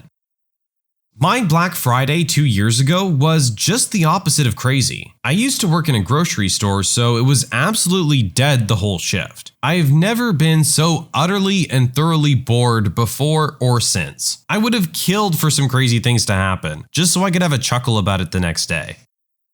I work at a kids store where almost everything was half off for Black Friday. But the thing is, I normally help moms and grandparents at the register, so I don't see Best Buy style murder over televisions. I get old ladies yelling at my coworkers over the price of smiley face pillows and women bringing in hundreds of dollars worth of clothing and kitty makeup they bought weeks before at full price, just to buy it all back right away at sale price after the return's over. I also had a grandpa shout at me because I told him we were out of bathrobes. Good times. For me, I was working my first job, second weekend, and I'm working the floor at a Best Buy on Black Friday. I wasn't great at my job yet, so they had me running people from the line they had set up to different registers and quickly answering questions from customers. No big deal. At about 1 a.m. as I'm running customers back and forth, we hear a commotion on the other side of the store, and a few police officers come in. Turns out some guy had broken a bit of plastic off of one of the information plaques and tried to use the pointy bit to stab an employee in the neck. I never found out why he did it. Some people are just crazy. I'm so incredibly thankful not to be working retail anymore. When I was working at Walmart, me and another coworker had a lady come in during our Black Thursday sale with her children. She was going around shopping with her kids for a while, but then saw me and my coworker in the bedding department and left her children with us, asking for us to watch them while she went to get some products. Before we were able to tell her no, she disappears and doesn't come back for her kids for 20 minutes. Both of us are just standing there watching her kids slowly freak out and cry for their mother, wondering if she's gonna come back. My supervisor then walks by and sees what's going on, and we filter in. She was quite annoyed with the mother, who by this point has yet to make an appearance. When mom finally showed, her children rushed to her, and my supervisor had a chat with her. Unfortunately, I didn't catch what my supervisor said to her. I worked as a cashier at Target 2 years ago on Black Friday. My particular store opened at 7 on Thanksgiving, and I had to be there from 6 p.m. to 6 a.m. I don't know how other stores do it, but for mine, we had vouchers for the big ticket items like the new iPads and huge HD TVs and so on. So there usually wasn't a stampede of people, and the lines to the registers were set up very efficiently, doing all the preparation we can to avoid making it complete chaos. I began to feel hopeful that it would be an okay night, well worth the holiday pay. As the doors were unlocked, I could not have been more wrong. At around midnight, 2 large women come to my register with 4 carts piled with random crap they had coupons for. Just imagine 40 bottles of shampoo, 50 sticks of deodorant, 25 2 liters of soda, etc. All just piled in there. I take a deep breath and begin scanning items. And as I tell them the total, somewhere around $800, one of them pulls out a wad of slightly damp coupons from her bra. Stifling the urge to vomit, I accept them and proceed to scan/attempt to scan roughly 200 coupons. After doing about 20 of them with only 3 or 4 working, I decide to look at the coupons and sort them into expired and non-expired, as well as coupons from other stores that we didn't take. We would take manufacturers' coupons and Target coupons, but we wouldn't take a Bed Bath & Beyond coupon. About 20 minutes later, some coupons were hard to make out because of the dampness, and the ladies insisting I sort through them all, I finalized the tally and proceeded to scan the maybe 30 coupons that were valid or acceptable. The ladies realize that the pile is significantly shorter than it should have been and start complaining to me about the lack of coupons. I explain the situation and continue scanning and then putting them away in the register. The lovely part came when the ladies realized their total was only reduced to around $700. Screaming that I was trying to scam them, the lady demanded I scan all the coupons. I politely explained that I could not scan the majority due to them being expired or unusable at our store. She then asked what discounts I could give her, and when I said that I couldn't give her any besides the normal 5% if she paid with a red card, she began pulling at the neckline of her shirt, asking if there was anything she could do to get a discount. Let me stop here and say that I am partial to the thicker female form, but I'm not particularly attracted to someone who looks like a pregnant Michelin man. So I again politely refused and said if they had any more valid coupons, I would be happy to scan them. Otherwise, their total was X. Now the fun part. The 2 land whales decide their rights have been infringed upon and begin screaming profanities, prompting the team lead and 2 AP officers to come to my register rather quickly. Upon seeing people who looked in charge, the ladies began telling them how I failed to do my job and things like that. After I told my boss what I did, she agreed with me and said that I was following the store's policy. The ladies then tipped over all 4 carts full of their crap, spilling it all over the aisle, threw change at me and my team lead, and proceeded to waddle out of the store. I quit right then and there, and now I'm loving my job at a bakery.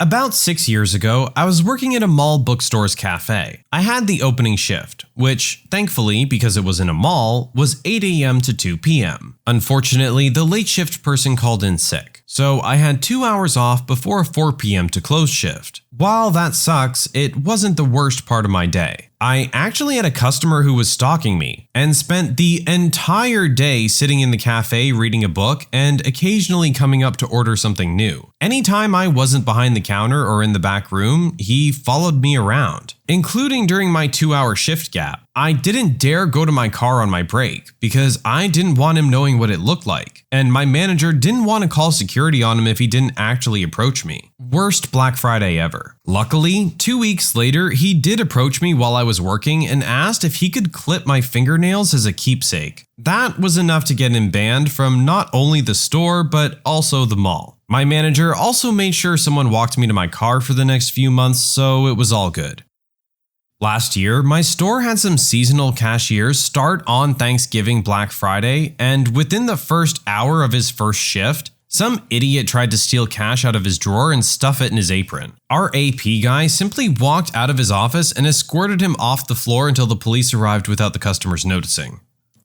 What is the dumbest thing you got punished for in school? Flip the monitor screen upside down, Control plus Alt plus arrow key. Got banned from using any school computer for the rest of the year.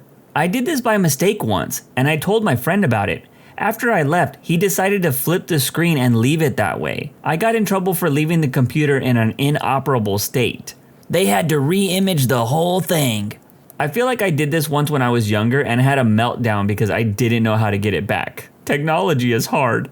6th grade, a classmate got to school without her backpack and I was the only one to notice. School started and she was looking for her bag and I told her that I saw her arrive without it. After which she started yelling at me for no reason, telling everyone that I had hid her bag. I exploded with laughter because it was funny that she was blaming me.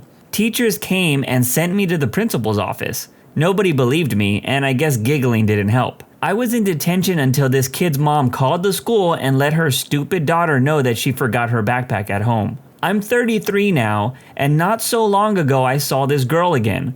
I went to say hello and to remind her of that day, which I still find funny. She didn't react at all to that. Yeah, you're still a jerk, Susan. Freaking Susan. In middle school, one of my friends brought Hello Kitty band-aids to school, and our entire friend group decided to wear them as accessories on our hands and arms because they were cute. Our English teacher wrote us up and demanded that we not wear bandages for the rest of the year because he saw them as gang symbols. A Hello Kitty band-aid gang. I still don't understand his thought process. Sanrio gang rise up? Holding my pencil the wrong way. Teachers hated it.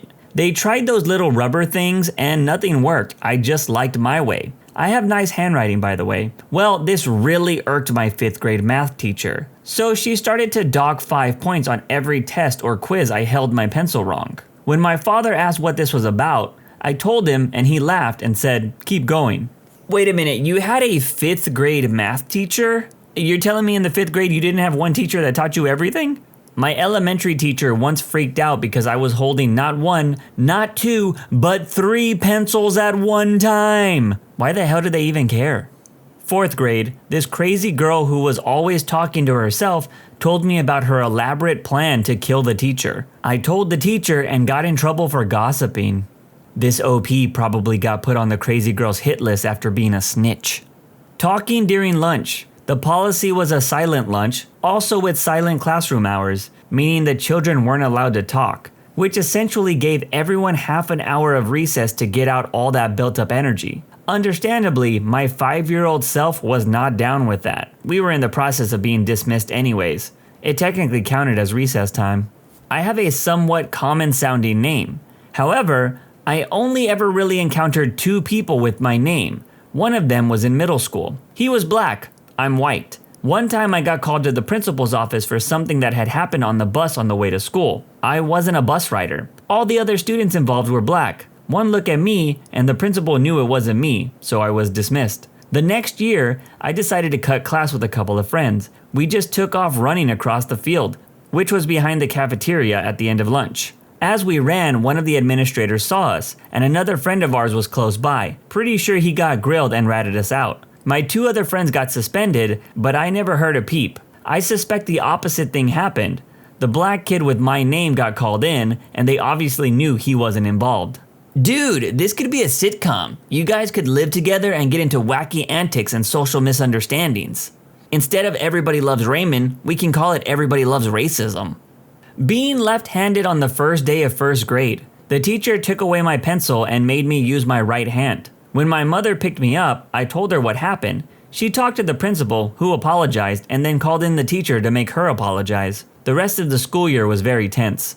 Another event that occurred to me. I got a day of internal suspension in high school for having an overdue library book. I had returned it on time, but the librarian put it on the wrong cart, and it was shelved without being scanned back in. I know this because a few days after I returned the book, I saw it on the shelf. I still had to pay the overdue book fine.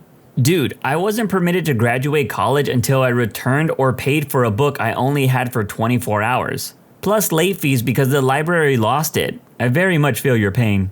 Refusing to dance in kindergarten. We were doing some activity that involved dancing. I didn't want to, and I convinced a friend of mine to join me in protest. So they sent me to the principal's office and called my mom. Damn the man. Dude, this OP was trying to unionize in kinder. Hugging a friend of mine. School had a no PDA rule and they cracked down on it hard. I had just seen my friend for the first time after winter break. I gave her a hug for like a second. I was also female. Teacher saw it and threw a fit and I would end up talking to the principal. Good thing the principal was a smart lady. She let me and my friend off with a warning and I never hugged anyone in school ever again. Did this school happen to be in Florida? Because it gives off Florida vibes. Started a huge conga line my senior year. One morning, I went to my locker and was talking to my friends. We decided to start a conga line for some stupid reason. I was in the front, so I led us down the hallway. I started to point at people and told them to join the party. I told them to invite anybody that they knew. I led us through the cafeteria, through the gym, and when I decided to walk to the principal's office, a teacher stopped us and said that the conga line was a fire hazard since it had gotten so long.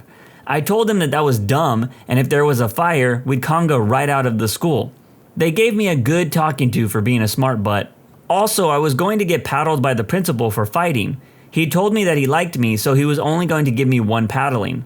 I told him if he liked me, he should give me 2. I got suspended for that one. I would be shocked if this OP wasn't the class clown because these posts were hilarious. In 5th grade, we were starting an assignment. The TA was going around passing out papers we needed. I was going through my pencil case, kind of mumbling a supply checklist to myself. Pencil, sharpener, eraser. She handed me the sheet and I say, paper. She looks at me all weirdly and walks away. Don't know what that was about, but I just start working. About a minute later, the teacher walks up to me and says I have to stay for detention at recess. What? Reason being, the TA thought I said payback, apparently as in there will be payback for giving me this paper, I guess? It was completely stupid. I explained myself and they just weren't having it. We argued until lunch, and I was getting increasingly pissed off to the point where I was on the verge of tears. Eventually, everyone left, and the teacher said, "Okay, I believe you. I don't think that you'd be this upset if you weren't telling the truth. Just apologize and you can go out with the rest of the class." That pissed me off even more, and I asked what I was supposed to apologize for. Just say that you're sorry that we misunderstood you, then you can go play. I took the detention. Hell yeah, I love taking a stand. My elementary days are becoming a bit more foggy as I get older, but I definitely remember being a kid that talked back when a teacher didn't make sense. Definitely got sent to the principal a couple of times too. Cracking my back. The teacher wrote me up for doing gymnastics in class and sent me to the principal. He laughed and asked if I did a barrel roll. I had to have it signed by my parents as well, who also laughed. It was funny for everybody, but at the end of the day, I was still stuck on a Saturday morning doing stupid work. I'm still bitter about it. Reading during class. They were teaching us how to open a Word document. The detention was lunch detention. They assumed that me, a lonely little 6th grader, would be in agony by not eating in the lunchroom, but instead a quiet room. I just happily ate my lunch and read my book more. A woman yelled at me in college about sleeping in her class. I was in an intro to computer class. I had taken every computer class in high school, including Cisco networking and 4 years of Microsoft Office. I explained this and she was still upset that I had finished all of her work for her day in 10 minutes. It was making a super simple PowerPoint, and I decided to nap because the class was at 8 in the freaking morning. Man, must be nice to have computer classes for 4 years of high school. I think we had just one computer class for the 4 years, and just so happened to use computers in other random classes. My senior year of high school, power went out and neither my mom's nor my alarm went off. This was 30 years ago, no cell phone alarms. Neither one of us woke up in time to get me to school on time. She brought me in late with a note saying that it wasn't my fault that I was late. They gave me detention for an unexcused tardy. I go off that it wasn't unexcused, that I had a note that said I wasn't the cause for being late. The office person said that the note wasn't a valid excuse. I say something along the lines of, "So you're telling me that if I had lied and said that I had a doctor's appointment, I would be fine?" She says yes. I tell her that that's BS and all they're doing is telling people to lie instead of tell the truth. She says something along the lines of, "Someday I'll learn that telling the truth is its own reward and that lying has its own consequences." To which I said, "But those consequences aren't a detention." I was furious. I went to the phones at school, pay phones by the way, and called my mom at work. Told her the story, and an hour later I got called back to the office because apparently my mom had written the wrong thing on the note. I was at a doctor's appointment that morning, so I didn't have to serve a detention. In the 4th grade, I drew a picture of Link from Zelda and included a crappy portrayal of the Master Sword. Went to the principal's office and they called my parents. Sounds like you drew Link's other Master Sword. It must have been 1st or 2nd grade. I was sitting with the kid on the bus to school that I got along with. We weren't great friends, but we would talk on the way to school. I have no clue what started this convo, but he started asking me if I thought a grenade would blow up the bus. Well, I guess so. What about an RPG? I guess. A tank definitely could. That wasn't verbatim, but you get the gist. It was some kid just idly daydreaming, probably about Call of Duty or something. I do remember that to this day I was reading when that convo started. I replied with nothing other than, yeah, that makes sense, or I guess. We both were suspended from riding the bus for a week. Oh boy, here we go. I was playing Mario Kart DS with my friends on the bus in either 4th or 5th grade. Suddenly, like 4 bombs just fell on me at once. And I turned around and told my friend sitting in the back seat behind me what had happened after he asked what my exasperated "oh no" was for. I'm greeted at the school by a majority of the security guards and forcibly escorted to the principal's office for threatening to drop bombs on the school. I bet this kid hit the bus driver with the blue shell and this was his revenge. English class in the 10th grade. We had a test on a book that we were supposed to be reading. The entire test was short answer, and I had literally not read a single word of this book, meaning it would be next to impossible for me to guess any of the correct answers. When the teacher was passing out the exams, I politely said to her, "I'm sorry, but I didn't read at all, so you just have to keep that paper." She told me that she was very disappointed and asked me at least to write my name on the test so that she knew that I was present that day. I wrote my name at the top in pen. According to the syllabus in that class, using a pen on any of the assignments results in -2 points on the grade. I received a -2 on that test. I would have performed better by staying home that day. Man, that teacher was petty. Got yelled at in the 6th grade. I was bused to a bad neighborhood by the guard watching us on the playground for being on the sidewalk, not the blacktop. I said, "Okay, sorry," and I did a little wave. She detained me and drilled me. "What gang sign did you just throw at me?" I was this little 10-year-old white Mormon girl and didn't even know what a gang sign was. My name is spelled with an AH in the middle, which is usually for said name to be spelled for female variant. In year 7, a teacher went off on me when I was writing on the front of a book saying that that wasn't my name and she spelled it wrong on purpose. Cue a very long argument I lost, which resulted in me having to write lines of the spelling without the H in my lunch break, while the teacher berated me for lying about something I wasn't actually lying about. This reminds me of a sub we had that wouldn't believe my classmate's name was Gideon. That's an older name, sure, but it's perfectly normal and biblical even. The sub flipped the freak out, thought everyone was messing with her that was his name, and he got sent down to the principal. There was this kid in my class with obvious behavioral problems, but the school didn't do jack crap to help him. One day at recess, some other kids were playing keep away with his hat. He has a total meltdown and just starts attacking one of the kids, throwing punches, kicking, screaming. Trying to defuse the situation, I walk up behind him and I get him in a bear hug so he stops punching this kid in the face and just keeps saying, "Calm down." At that moment, I hear a teacher screaming my name. I turn and see her watching from a window. A minute later, she comes running outside yelling at me and drags me to the principal's office. My parents are called and I have to have a conference with the teacher, principal, my mom, the other kid, and his parents. Nothing I say matters because the teacher saw me beating this kid up from the window. I ended up with detention, had to apologize to this kid and his parents, and was suspended from the basketball team. I was in the 4th grade. Prior to being dropped off at school by my dad, I had discovered an old school Lego spear. You know, the little brown ones? And a rubber band. I had likewise discovered if you stretched the rubber band around the length of the spear and then pulled slightly on it, you could make a square shape with the spear propping up 2 of the corners. This is amazing, I thought to myself. I conveniently forgot that if you pull the sides of the rubber band too much, then the spear goes flying.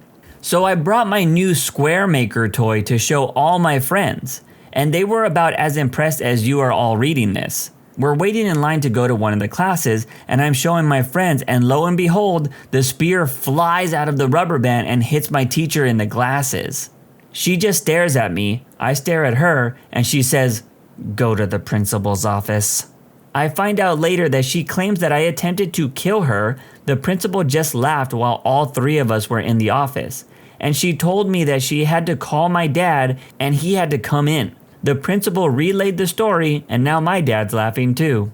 I think that teacher was onto something. Kids can be stone cold killers.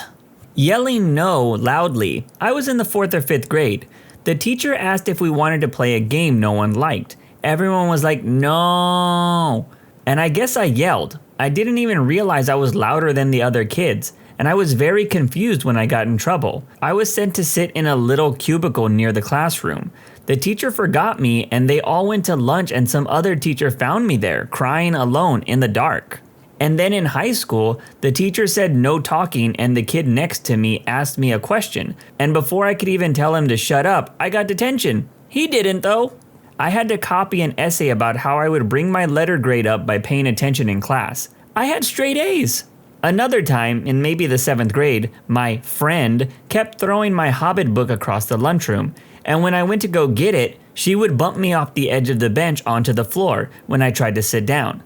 So she goes to throw it again, and I grab her wrist to stop her, and she starts crying, and we both got detention. Which I thought was really unfair considering she was bullying me and had literally knocked me to the ground. From my experience, bullies never got in trouble. I got yelled at for consulting an encyclopedia. No formal punishment, the teacher just knew she was wrong and I was about to look up the correct answer. I tell this story too damn much, but here I go. In the 4th grade, we were required to keep a journal. It was an English lesson thing. One time, I wrote about my passion at the time, which was insects, and about something that I had learned, which was insect camouflage. The teacher underlined every instance of camouflage and wrote that I spelled it incorrectly. She wrote it spelled CAMOFLAGUE. I was like, what the freak? No, it isn't. I knew this because I didn't know how to spell the damn word, and I had to use a dictionary. And when I looked it up, it was spelled the way I thought it was. I showed the teacher and she insisted the dictionary was wrong. So I got my friend's dictionary, and once again, it was spelled camouflage. CAMOUFLAGE. She insisted that his dictionary was also wrong, and that she was correct. I was mad, so I brought a completely different, brand new freaking dictionary to school, where it was spelled the way I thought. She snapped and said if I didn't drop the issue, I would get detention. I dropped it, but I should have kept fighting for it. To her credit, I still remember how to correctly spell camouflage. Kissing my girlfriend. Someone in the house across the street saw, called the school, and I was suspended for a few days. This didn't happen at school, but I got caught by my neighbor filling up my girlfriend when we were both in the 8th grade outside my house. I just heard this loud knocking from the neighbor's window, and we both got super embarrassed. But hey, still touched some honkers. Some jerk of a kid thought it would be funny to attack me out of the blue. I ended up with a sprained wrist and some broken ribs, and he was totally fine. I got a week of in-school suspension, and he got away scot-free. It was in the 1960s. I was a straight A student. When asked my opinion about a book in class I was reading, I admitted that I thought it was boring. I got 10 lashes with a leather strap on each hand, and a month of after-school detention. I had some kid prepared to hit me in the face with the football. I decided to grab his arm and take the football out of his hand. Another kid then took the ball and threw it at him. He went off and cried, saying that I hit him and threw the football at him. Everyone in class took the stance of no snitching, and I got suspended because no one would verify my side of the story. So much for defending myself. This was the 6th grade. I got into an argument with the kid who bullied me a lot. So I told him, at least my parents like each other. His parents were divorced. Jerk move, I know. But this kid was also a huge jerk. Anyways, he gets pissed and leaves. I think, finally, he'll leave me alone. He returns with a big rock and bashes me in the head with it. I'm knocked out and have to get carried back to the nurse's office by another kid, leaving a trail of blood. It required a few stitches. So I get suspended for 3 days and 1 day of in-school suspension for bullying. The other kid went home for half the day. I have had a few situations in my public school life, but that made me lose complete faith in the administration. My buddy tackled me out of the blue and we both got in trouble for roughhousing. Understandable, but when we both told the powers that be that I had nothing to do with it and that he had tackled me out of nowhere for no reason, I remained in trouble because I hadn't dodged the attack. No joke. That's it for this video. When you subscribe, make sure to hit the bell to turn on notifications. Put the playlist on in the background to finish listening to all the stories. Link at the top of the description. And if you like Am I the Genius, give Am I the Jerk a shot. It's linked in the description too. Either way, thanks a lot for watching and we'll see you guys next time.